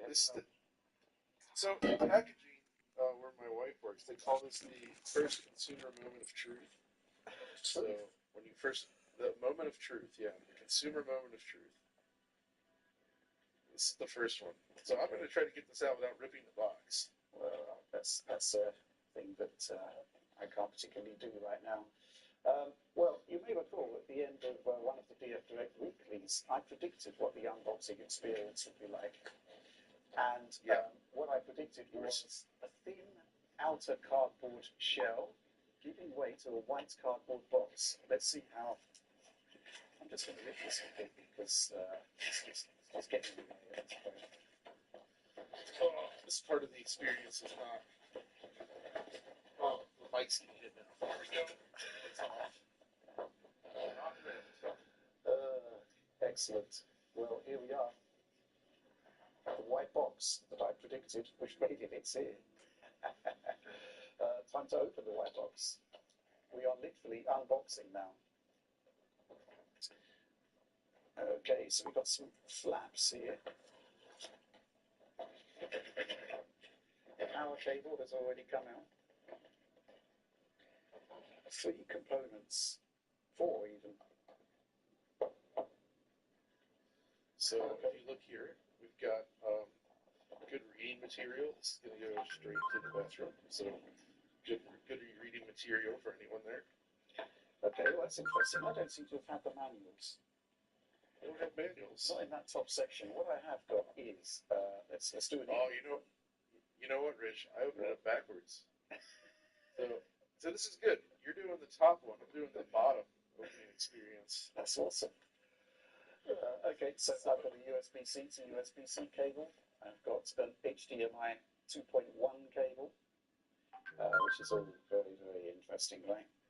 HDMI 2.1. And I have the power cable. There we go. Okay, here we go. Now that I've opened it up correctly, though, this is probably one distinction between us, is that I actually have a European-style power plug here. Which you would hope for, really, because you live in Germany and I live in the UK. And a standard dual-sense controller. So there we go. That's what you get. Is this the little plastic doohickey? It's a horizontal situation. Horizontal placement situation for the PlayStation 5 Pro. So that's it. That's everything that you're going to get in the top of the package. And yes, USB-C, HDMI, and a power cable and a DualSense controller. It's exactly as planned so far. Let's take all of that off. Yeah, it's time to now actually unbox. There is a box, it shall be unboxed. Let's lift up the flap. Yeah, it's exactly the same as PlayStation 5, really. Let's take this piece out. You're doing it in the correct orders. Yeah, I have now got the manuals. The manuals are good. Everybody needs them.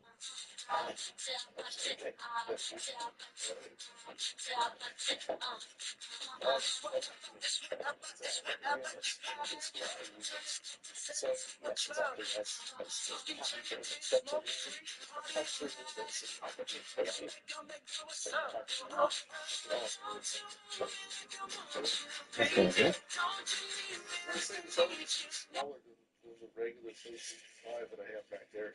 Well, we could do some comparisons because I've got my units here. So it's as tall as it's so much. It's not right. It is. Wow, it's a lot lighter than the regular PS5 for sure. Yeah. Okay, Brincadeira, não podemos habitar. HDMI, LAN. We've got 2 USB. Ay, ¿qué vamos aquí? Beams and or Type A rather. super speed, it says under power input. And there it is. There is the PlayStation 5 Professional. What a joy. Look at that. It is the professional PlayStation. This looks a lot better than I expected. It's very, very small, relatively, compared to what I was expecting. I'll be honest with you. This is a lot smaller than I expected. I mean, I saw the unit at TGS, but when you like actually see it here versus like the monstrosity behind me, it is definitely noticeably smaller. It is indeed. Actually, I'm going to bring up my monstrosity, and you can kind of get an idea of how much bigger it is. That's yeah, that's quite remarkable, actually. I haven't actually put the stand on yet, so it's not quite the like-for-like comparison that it should be, but it's definitely the width. Sorry, the depth is certainly smaller. The height, I think, once the stand is on, it's going to be much the same. On the back there, looks like the whole sort of exhaust and cooling there is significantly slimmer. That's quite interesting. So I'm going to take the monstrosity off the table for now, and I think it's time to add on the stand, the vertical stand. You'll have to do that, so I don't have one. Yes, so well, let's unbox the stand. This is... There's going to be a white box in there. I'm going to put money on there being a white box. Well, here we are with the stand. A spoon, a plate, and the stand itself. Now, I'm going to... This is quite interesting, John. This plate, you might be wondering what it is, right? Let's look at that for the camera, the plates that's in there. And for the purposes of this particular exercise, it doesn't actually solve any purpose whatsoever. What it is a compatibility plate for the launch PlayStation 5. So even though the launch PlayStation 5 came with a stand in the box, you can actually connect this particular stand to the launch PlayStation 5. Also missing compared to prior specs that Sony have released here. I guess that is relevant, but the question is when Sony are going to actually disclose that, if they're going to disclose it at all. I think we've seen from estimates it's about 2.17, 2.18 gigahertz there, but we just have to see whether that information emerges. But the leak was saying 33.5 teraflops. This says 16.7. It seems to me that an RDNA 3 feature, dual issue FP32, which isn't particularly relevant for gaming performance, isn't actually a feature of the PlayStation 5 Pro GPU. So an interesting spec point, but nothing that's particularly game-changing as such. But I think that's it, John. I think we have done the job here. We've removed the console from a box. We've discussed various elements of that. We've talked about specs. Job done, right? Yeah, I'm afraid that's it. We really can't do much more than this with the PS5 Pro at this particular moment, right? Right. So we know what it looks like. We know we know roughly what it weighs. I guess the big takeaway for me is that it is smaller and lighter than I expected. Yeah. I genuinely was expecting this to feel very similar to the base PS5. And then, but that's not the case at all. It's a really nice little machine. And I think it's a better looking design, I would say, than the regular PS5, which is just unwieldy and gigantic. Okay, well, let's wrap this up. We've got actual coverage of the PlayStation 5 Professional coming soon. We'll be sharing our impressions on various Pro upgrades. We'll be taking a look at that PlayStation 4 image enhancer.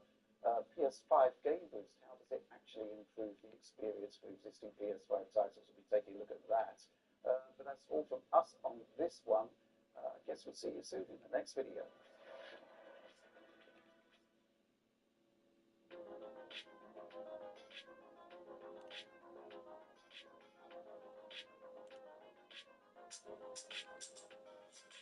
Hey everybody, this is Russ from Retro Gaming Core. Today we're going to take an early first impressions look at the Retroid Pocket 5. Now I've had this handheld for about 24 hours at this point, and usually in that first day I like to focus on the things that I can grade immediately. That's going to be things like controls, and ergonomics, and screen, and sound. And so those are the things that we're going to primarily focus on in this video, and then after that give me about a week or so to really live with the device and give a full review. Now just about every year, Retroid will release a new flagship handheld. And that's the Retroid Pocket 5 here. And this company always does a really good job in finding a balance between price and performance, and so they often become my most recommended handheld. And so previously, anytime anyone asked me what was the best bang for your buck at $200, I always said the Retroid Pocket 4 Pro, their previous handheld. And so, like with a lot of other people, I had just figured that the Retroid Pocket 5 would be that much better at the same price point.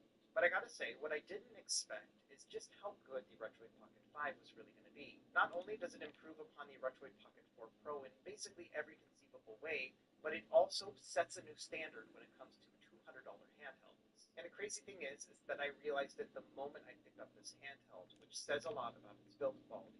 Anyway, we're going to get into that here in this video, so without any further delay, let's go ahead and get started.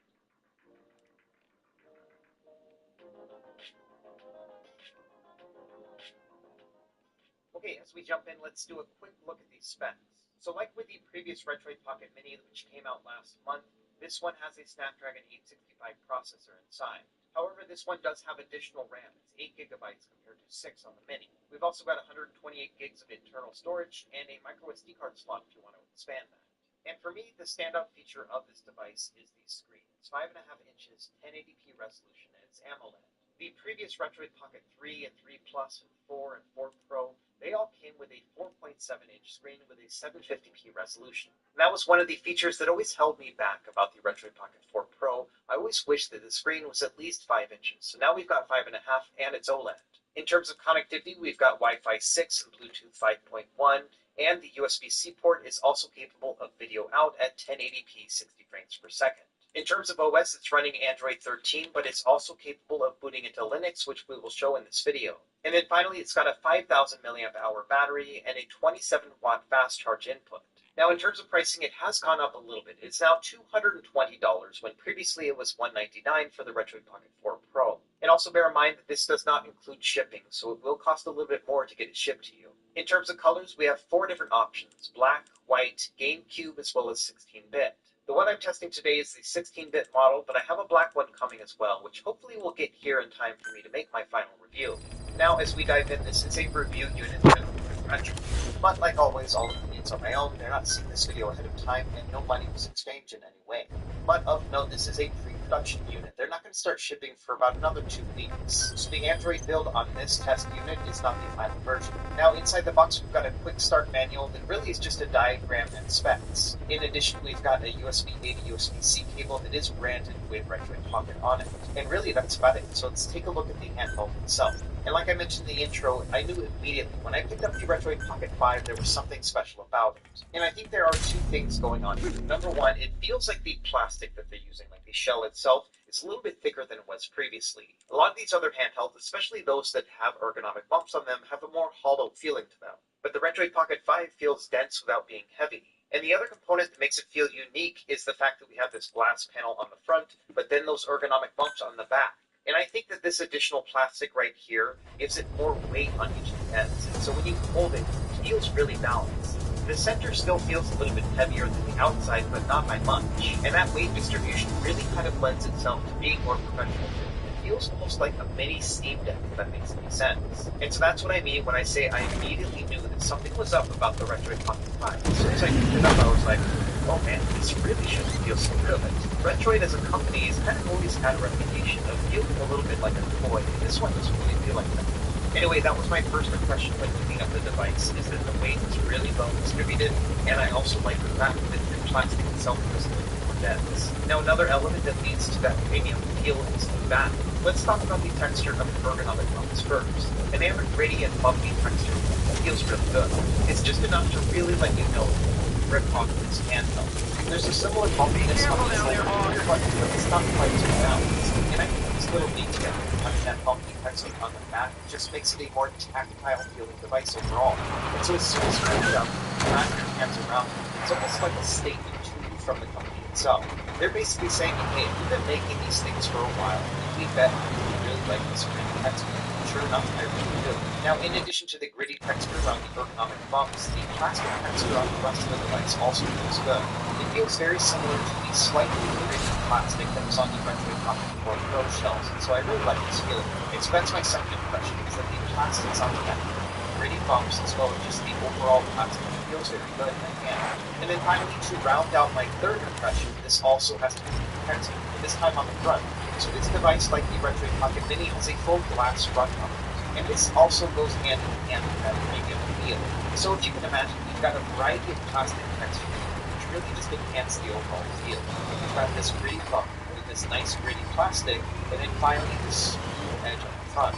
And the combination of all three of these textures gives you kind of a bit of a sensory feeling. Just the grittiness and the smoothness, it all comes together nicely. And there are a couple additional touches as well that are not found in the Retroid Pocket Mini, but they are in the Retroid Pocket 5. The first is that the buttons of the D-pad they cut away on the glass, so you're going to be touching plastic on plastic instead of plastic on glass. And personally, I prefer this feeling over going directly on glass. I like the plastic on plastic feel, it's a little bit more retro. We saw a similar concept in the original PS2. This one was also all glass in the front, but had cutaways for the controls. And so that's my third impression of kind of wrapping all three together, in that it's all about the texture, weight, this just feels like a really well-balanced handheld, a lot more than you would find from most other manufacturers.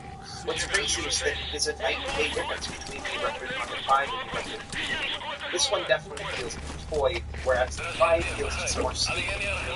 And I think that makes it even more compelling as a handheld, because at $200, this has always been like a mid-tier handheld. But now it is a mid-tier performance handheld that feels like something a lot more premium. Okay, let's briefly go over the controls. We'll start with the D-pad. Now, this is using a PS Vita-style D-pad, the same that Retroid has been using for the last couple years now. Either way, these are a dome switch connection that have a nice soft click to them, and I always like these. The D-pad itself is on the small side, but you still have a lot of pivot. Now, when it comes to my standard Contra test, this one kind of passes and fails it. If you were just to press down the D-pad and then rock it left and right, you will see a little bit of diagonal movement, but not much. But the important point here is that because it is a dome switch, you will get a tactile click feedback anytime you press it too far. And so it's a totally different feeling than a rubber membrane D-pad like on a Super Nintendo controller. This one's a little bit more clicky and precise. And so I'd still be able to play a game like Contra, where diagonals can be a matter of life and death. I still can feel the difference between the two as I'm playing. Another great example would be Celeste, which I would consider to be a precision platformer. In this game, it's very important to hit the diagonal when you want to, and then to miss it when you don't. And just in a few minutes of playing this game, I felt like I was a superhero. I could press the directions exactly where I wanted to. And so this, combined with the 5.5-inch 1080p OLED display, almost makes it a perfect device to play Celeste on. And finally, as our last example, let's do Street Fighter 3 Third Strike.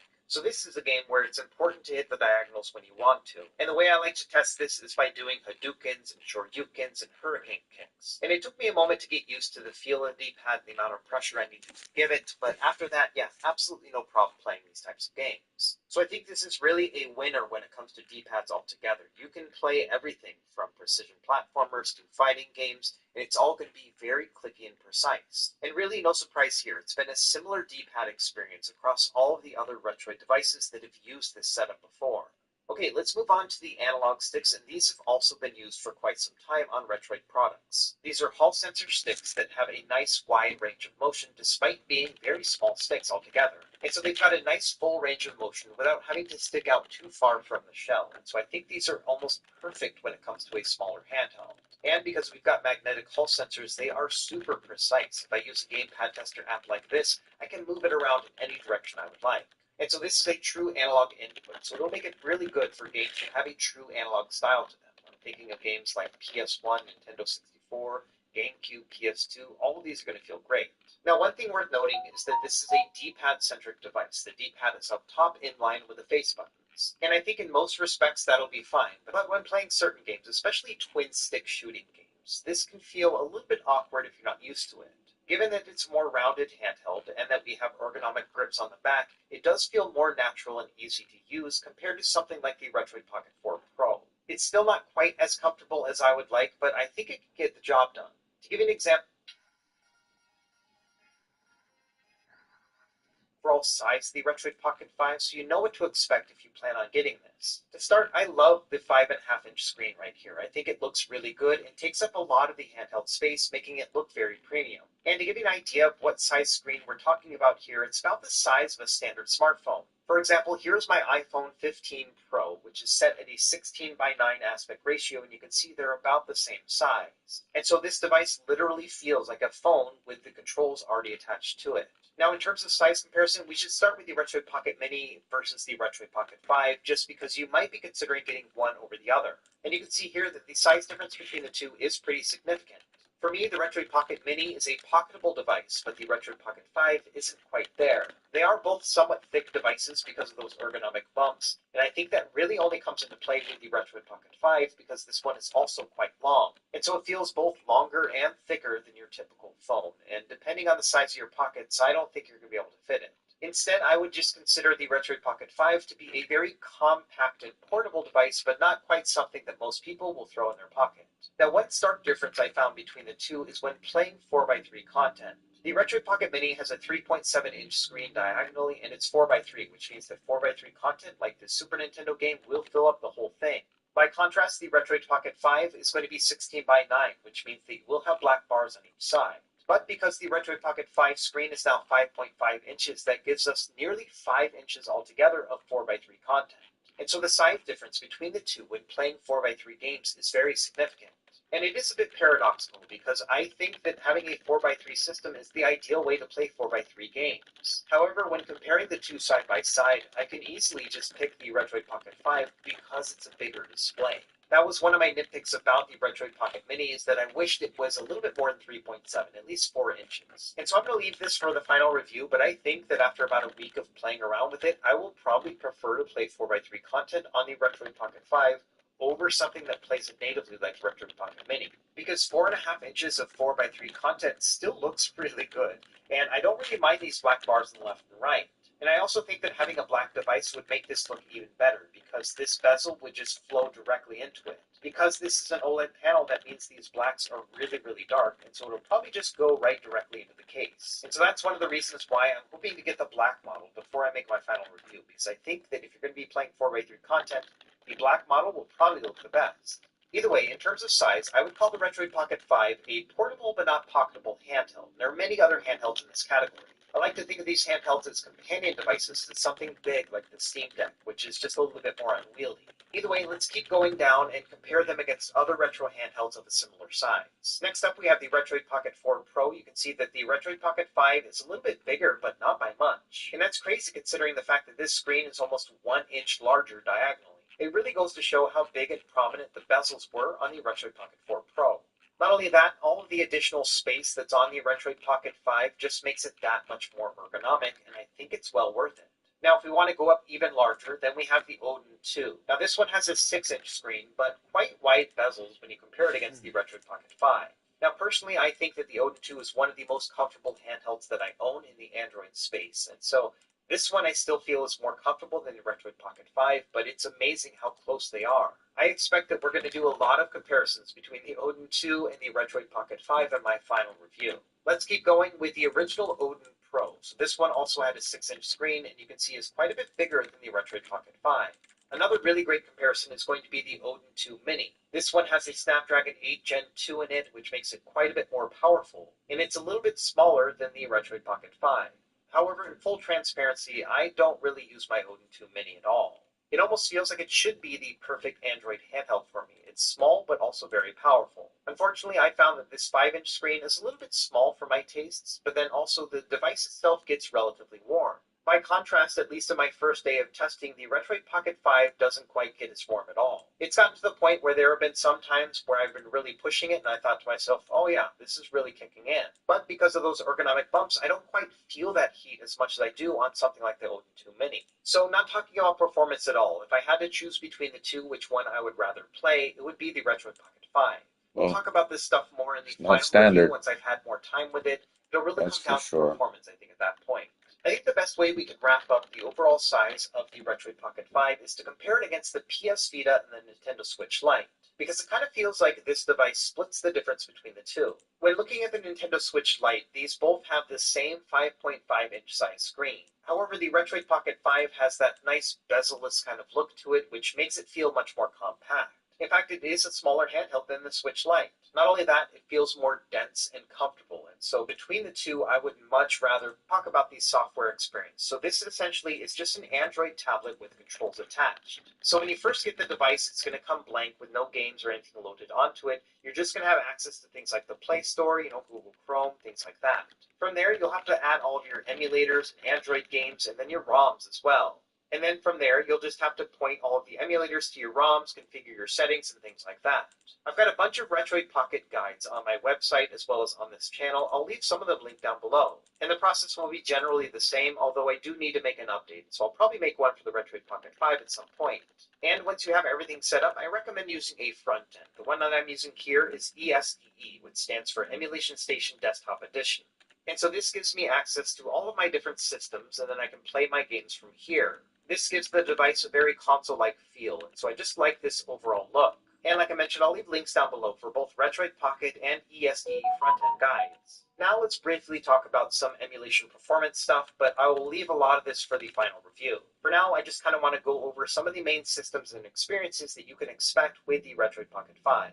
To start, like I said, with 4x3 content, it's going to look great here. Yes, you'll have black bars on the left and right, but it's also OLED and looks amazing. And I think having nearly 4.5 inches of screen real estate to work with 4x3 content is pretty great.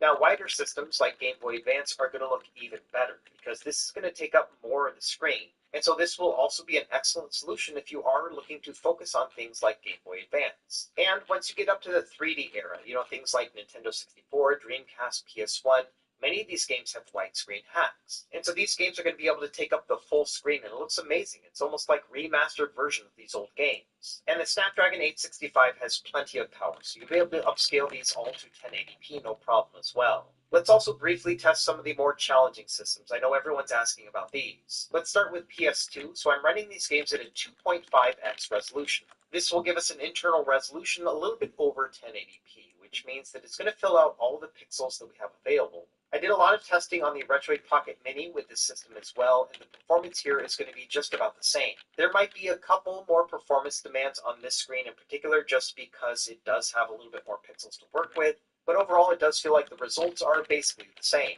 And PS2 is probably one of the better systems to play on this, because many of these games either had native widescreen support or they have widescreen cheats and patches. And I also think that the Snapdragon 865 is well suited to be able to play up to PS2.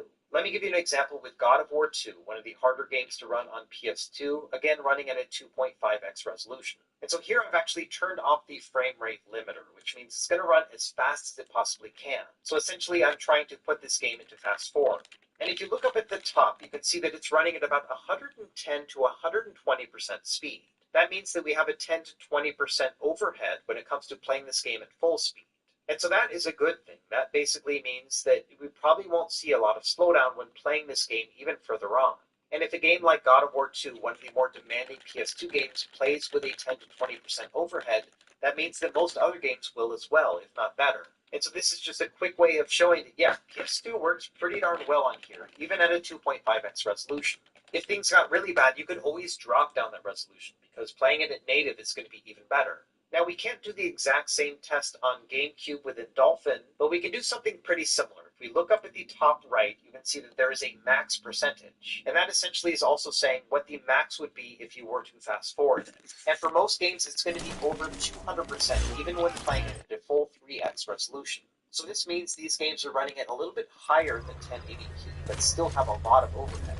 In general, GameCube actually plays better than PS2 on this device, so if it runs well on PS2, it generally will run better on GameCube. Moving over to Nintendo Wii, it's going to be a pretty similar story. These games are usually a bit more demanding than GameCube, about the same as PS2. In addition, most of these games have native 60x9 support, which means that they will fill up the whole screen. So I would say that this system is also one that is going to be mostly playable on this device as well, even upscaled to a 3x resolution.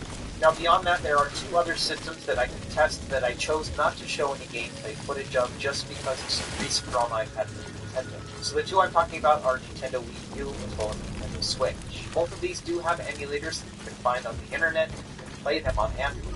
When it comes to Nintendo Wii U emulation, I found it to be pretty darn good. Most games played well on the latest build, all the way up to Mario Kart 8, but Breath of the Wild did not play this week. In fact, it crashed every time I got to the actual gameplay. But you may be delighted to hear that Twilight Princess and Wind Waker HD played great. Now, when it came to Nintendo Switch emulation, I found that most lightweight to middleweight games played okay. Basically, everything up through Hades and Super Mario 1 played pretty well. So, like 2D, almost 3D games played well, but I wouldn't be able to play something like Super Mario Odyssey. So those two systems are playing relatively well with some caveats. You're not going to be able to play every game, but there may be some hidden gems that you can play. If you're really looking to emulate those systems on Android, then something like the OU2 would probably be a better bet. Anyway, that's enough about emulation. Now let's talk a little bit about Android gaming, because I tested out a bunch, and I actually found that this was one of the better ways to enjoy the Retroid Pocket 5. There are so many Android games available on the Play Store right now, and some of them are free, some of them are paid, but almost every single one of them has native 16:9 support, which is going to look amazing. And then, of course, we've got that AMOLED display. In addition, there are quite a few games that have native controller support, and so it's really fun to be able to just jump into these games immediately. And so even though I prefer to play mostly emulation on my Retroid Pocket 5, if you're looking for an Android gaming handheld, then I think this might be one of the best bets out there.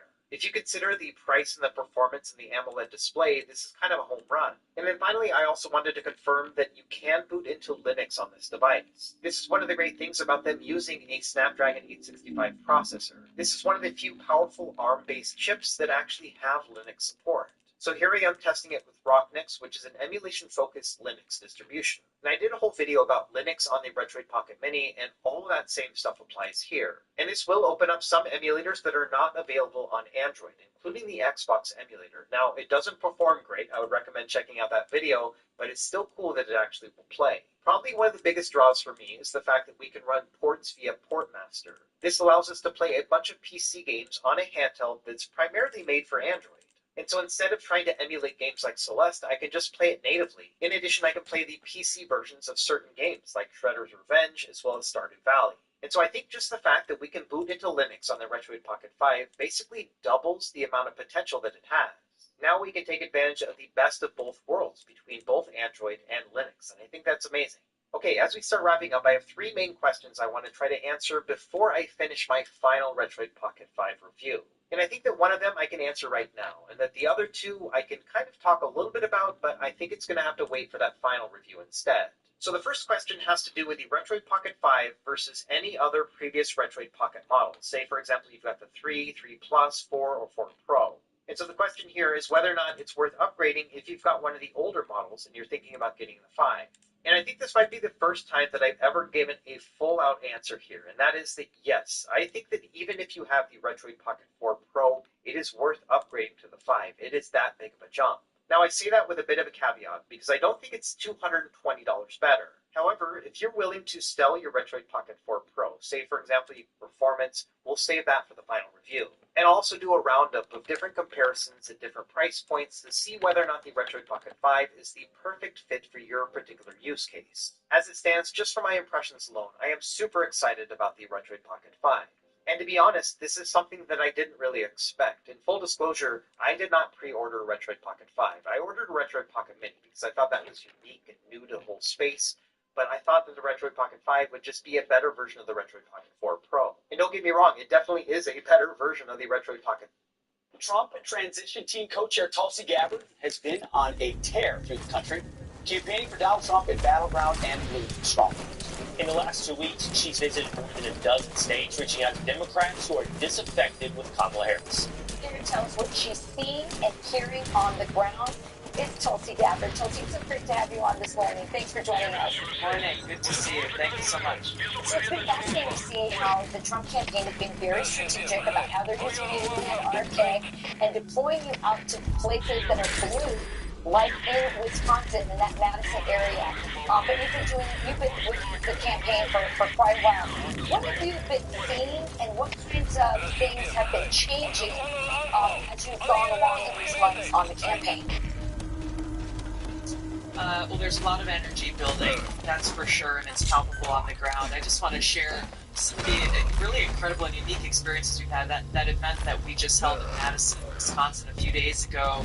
At every one of these events that I've been doing with Bobby Kennedy, I asked the audience, raise your hand if you're a Democrat or a former Democrat. And in almost every event, somewhere between 35 to 50% of the room will raise their hand. It was no different in Madison. The cool thing was this, though, when their hands went up, there was probably a couple thousand people in the hall there. The rest of the audience started to turn around and look around, and they all stood up and cheered and welcomed them and just surrounded them really with love and kindness. And I had so many people come up to me at the end of that saying, I came in here afraid. I've never been to a political rally before. I didn't know what to expect. I'm a Democrat, lifelong Democrat, never voted before. Different variations of this, but each walking out saying, I'm voting for Donald Trump because of what I experienced here today. You know, Tulsi, when Mark Cuban says Donald Trump doesn't like to surround himself with smart, intelligent, independent women, it's hard not to see that's a direct shot at Kellyanne Conway, Kayleigh McEnany, Linda McMahon, a whole host of other women as well, including you, Tulsi. It seems like it's a direct shot at someone like you. You know, there's actually something much darker that he is implying there, because the premise of his statement is that he believes that Liz Cheney and female warmongers like her are what defines strong women. They are hypocrites and cowards, because when you look at people like Liz Cheney, she is eager to send our troops into harm's way. She is eager to advocate for more stupid wars, but she and other warmongers like her will never volunteer to put their lives on the line for these military adventures they're advocating in. I just finished a couple of days of Army Reserve duty at Fort Sill, Oklahoma, and yesterday morning I stood there on the graduation field and saw a few hundred brand new soldiers graduating from basic training, probably 1,000 family members there to celebrate them. And it was so moving. And I was thinking about people like Liz Cheney when I was watching them, because these are the young men and women who will pay the price, potentially with their lives, if people like Liz Cheney, Dick Cheney, and Kamala Harris are allowed to be in power. This is one of the many reasons why I'm so strongly advocating for and supporting for President Trump to go back to the White House, to end wars, not start them. Exactly right. The closer you are to it, the more serious you should be about how you utilize those young souls. Tulsi, real quick, where are you going in the closing days? Where will you be hitting the trail on behalf of the campaign? We got about 72 hours until election day. I was just looking at the schedule. I will be in Georgia later today, Pennsylvania, Wisconsin, Michigan, and North Carolina before Monday night. Before Monday night. All right, there we go. Well, thanks for being with us this morning, Tulsi. We appreciate Thank you so much. Good to see you. Thanks, Tulsi. Thank you. Nice to see you. No question, you guys. War and Peace is on the ballot. And this trade between the Cheneys and then Tulsi Gabbard and RFK is one of the most fascinating things. And that unity moment she talked about, this is a truly unified ticket. And I love what she said about the characterization of what it means to be a strong woman. Yes, I love how that. to frame that. That was, thank you. I thought that was brilliant. I think it's important to point out, like, this is not an isolated thing coming from Mark Cuban. As much as I don't know if they're trying to distance themselves from his comments at all, but I don't know about you guys, but I found it pretty offensive when I heard Michelle Obama and many other people from the Kamala Harris campaign telling women to lie to their husbands. There's a commercial about that. There's literally a commercial about it. Yeah, this is their narrative, is basically that saying but not saying, you're too weak to have an open dialogue and conversation. So you should just sneak around their back and smile and lie to them about who you're voting for. That reinforces exactly what Mark Cuban is saying.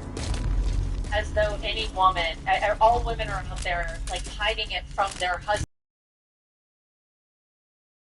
Donald J. Trump, if that's okay with everybody. Good.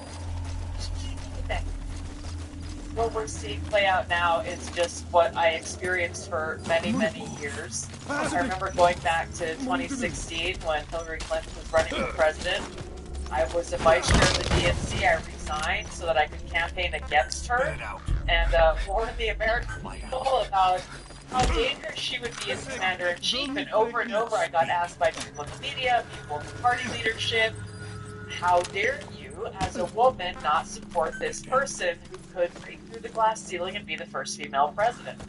And my response to every person who asks me this question is, I'm offended that you're reducing me and my intelligence to my body parts. I experienced over and over in 2020 when I was a... Oh, good God. Oh, goodness. Huh? What the hell? Oh, the transform also gets a move? No way! I lit the ground on fire now, dude.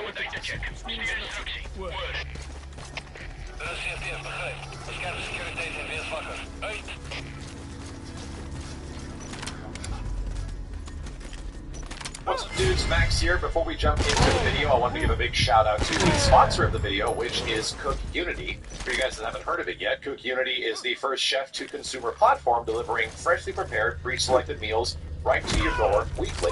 With Cook Unity, you get up to 350 plus chef-created meals each week using over 7 different dietary preference filters. These things fit pretty well in my lifestyle because I don't have time to cook a meal at 3 or 4 in the morning when I'm done streaming, and to have something kind of ready to go is incredibly valuable. Today I'm making the curry chicken katsu, but I got a couple others like this mission-style chicken burrito. You can actually see the chefs that prepared it on here, as well as the sweet and tangy beef and broccoli. We'll eat this later. I love it how it shows you right on the front what's in this, how many calories, everything's sort of ready to go. Poke a couple of holes in it, throw it in the microwave for just about 2 minutes, and bam, you have a freshly prepared meal at almost any time of the day or night, and it's absolutely delicious. And for me, that's really important. The convenience, the frequency, and especially the taste, the flavor of the meals, everything that I've had so far has been wonderful. So if you want to give this a shot, you can click the link in the description below, or go to cookunity.com/dude50, or use my coupon code dude50 to get 50% off your first order of Cook Unity meals, and try them out for yourself.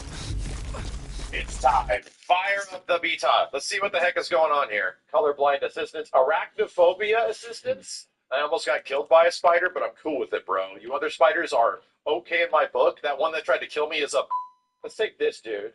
Go to some deep... Yes, it looks exactly like me. Dude, every hairstyle. Doesn't matter. Yes, it doesn't matter. This is when you use conditioner and volumizer. That's what happens, chat, when you just put some volumizing conditioner in there. All you need, my dude. Dude, look at these. Look at the eyeliner. Look at the extremely intense Monster Hunter eyeliner. Bro, this is so cool. This is wild. This is so cool. Damn, this is intense. Damn, this is when it gets bad. This is when I'm shooting an assist me or something like that. This is where we're at here. You can change the upper? Oh my god. Extra massful. The defining definition. How much of a himbo would you like to be? Yes, I can finally live out my crow dreams from the 90s. We have to have the streamer eye bags. They come with the territory, dude. Oh! Impressive. Thanks. This is serious. God. Oh!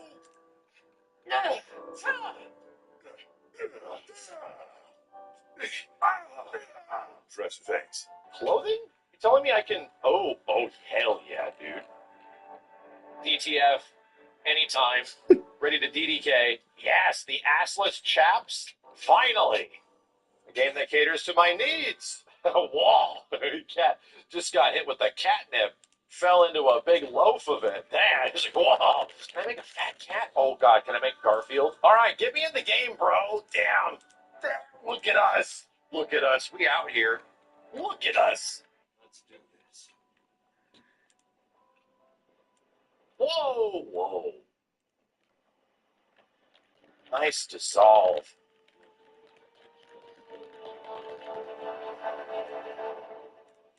Hi. Oh, hey there. Hey! Over here! Over here, Hunter. Oh no, my Palico. Your reputation precedes you, Hunter. I trust you know what I've called you here to discuss. Yes, sir. The Forbidden Lands. It's so weird to see your character talking. More precisely about the boy we rescued in the vicinity. Entry to the region itself. So I saw this stuff months ago, and I was really impressed by it. I'm glad you guys finally get to see it. Remnants of its ancient civilization rest solely in historical record. Now imagine our surprise to have discovered this boy. He claims to be part of a clan, the Keepers. He said they have a village in a land we thought uninhabited for ages. A few years have passed, but the Academy, of course, has remained skeptical. This village. Is there evidence it exists? Nothing absolute. But the mysterious composition of the boy's pendant suggests it might.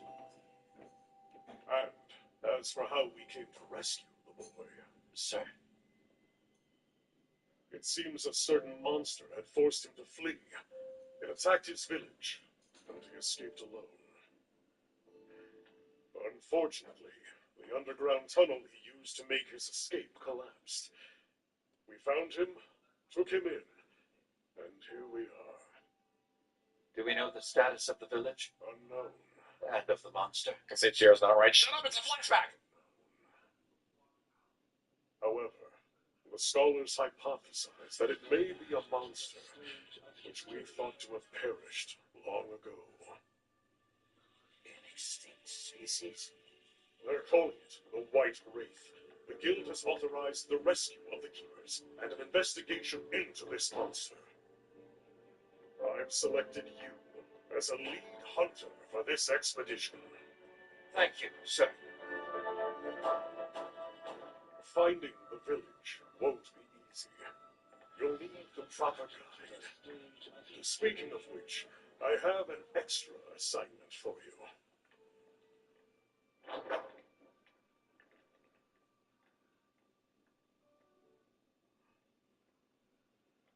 Hello, my name is Alma. Come on. It's okay.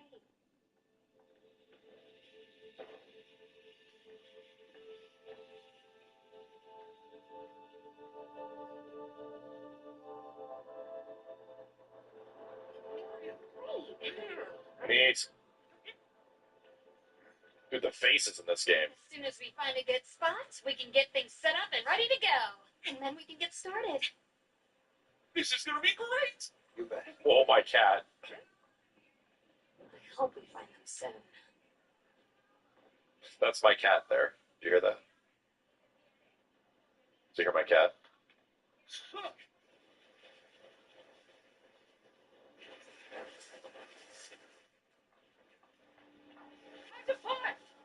Alright. There's so many. They're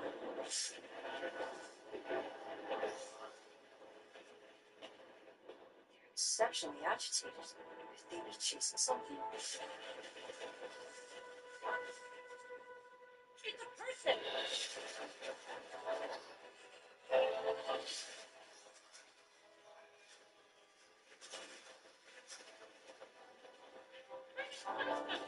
They trust my internet! What do we do? Hold on. So cool. Can you reach it? Let's try. I'm coming too.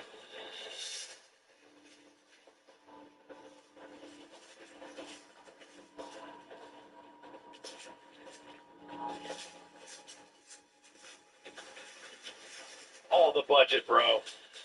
All of Capcom's budget.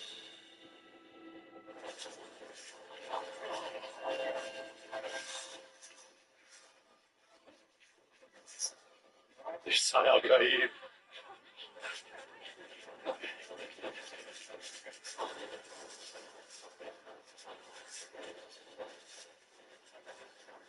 Here we go. Hold on. Don't see where go.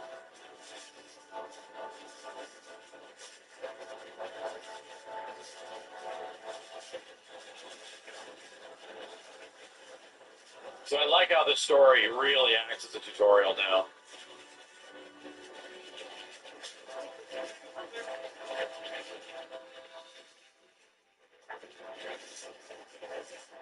I have to change my cat's voice.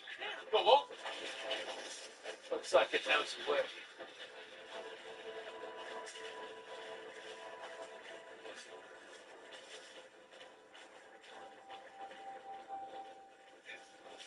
My PC is going to die.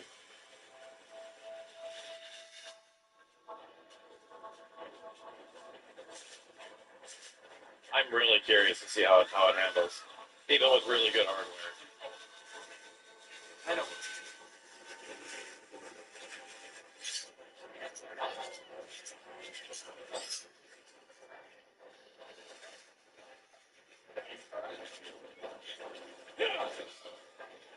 Yeah. I got it.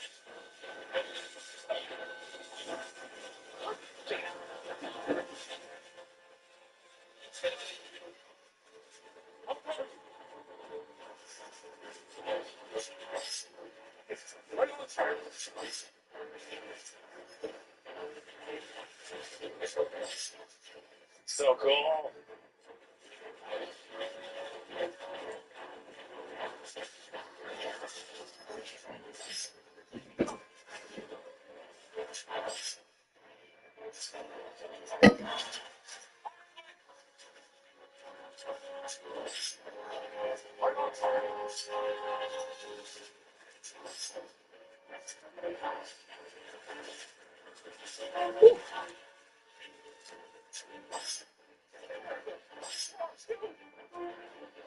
We can bring those trucks down.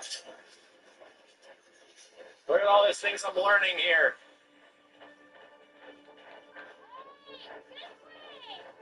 Learning how to gather while on mount.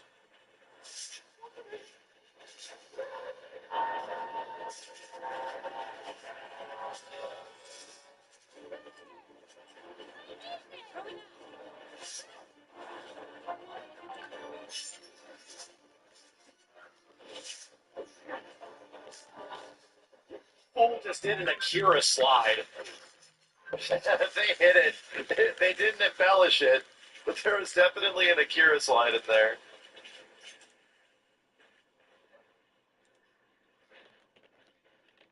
It's so cool. I told you, man, I played this months ago, so I'm not exactly fresh with it, but I was really impressed.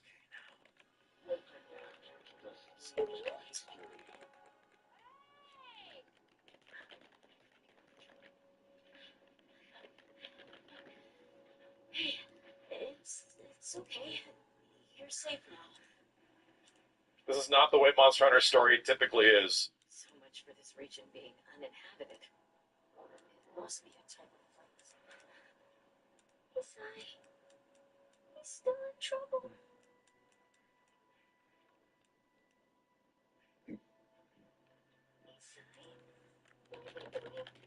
Sacred practice. And a king.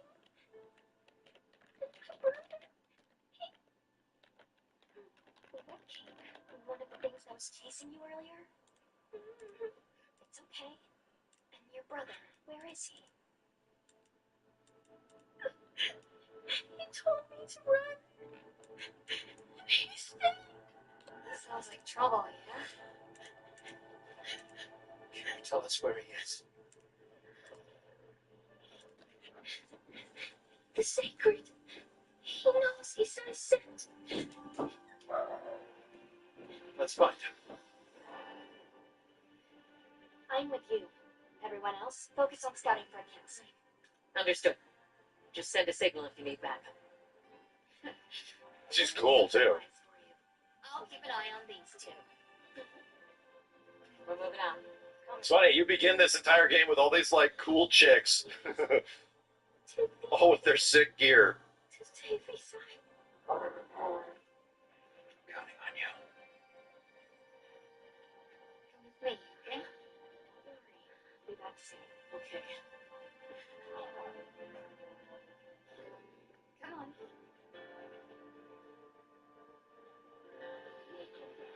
Yeah, I'm definitely thinking this is going to be a PS5 Pro kind of game. I want to check it out at 60 FPS. I really do. So we'll probably see if I can change that here, just in case. It's running a pretty decent 30, and it looks like it's relatively high res, obviously using an element of the good old Capcom stuff. Oh god, Monster Hunter abilities. Oh my god. There we go. So, here's the neat thing that we can do. Oh, That's right. Have you decided on a weapon? So this effectively acts as tutorial for weapons if you don't want to use greatsword. So, not yet. Answer a few questions, Winnie. I can get a better sense of your tastes and priorities. Yeah. Think of the perfect weapon for you. Yeah. How would you describe your fighting style? Rough and anxious. And what do you look for in a weapon? If offense is your first priority, then this weapon. Give me switch axe. Give me switch axe. Hammer. I'm kind of debating on switch axe here. So in the previous version I played a bit of Gunlance, and it was fun. It's very Gunlancey, but it was like obviously Gunlance, but a bit more loose. You can move around while shooting, like all this neat stuff. Charge Blade's a little wild. Switch axe though is always kind of like right in between. So I think I'm going to try Swax for this excursion. You can try out your weapon over here. I have to change your voice, Cat. Feel for the weapon? Well, hey, Cat, get here. Get over here. I need to change your voice. You need to change your weapon. Cat, I have to change your voice. What have I done? We don't have wire bugs in this. No. We don't.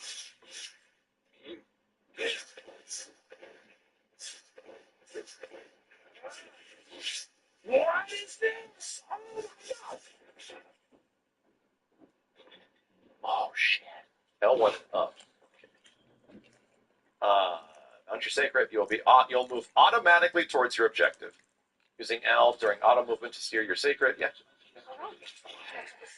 So you just go. In this game, your ass just goes. quite intelligent. Give them a scent and they'll follow it on their own. Fast too.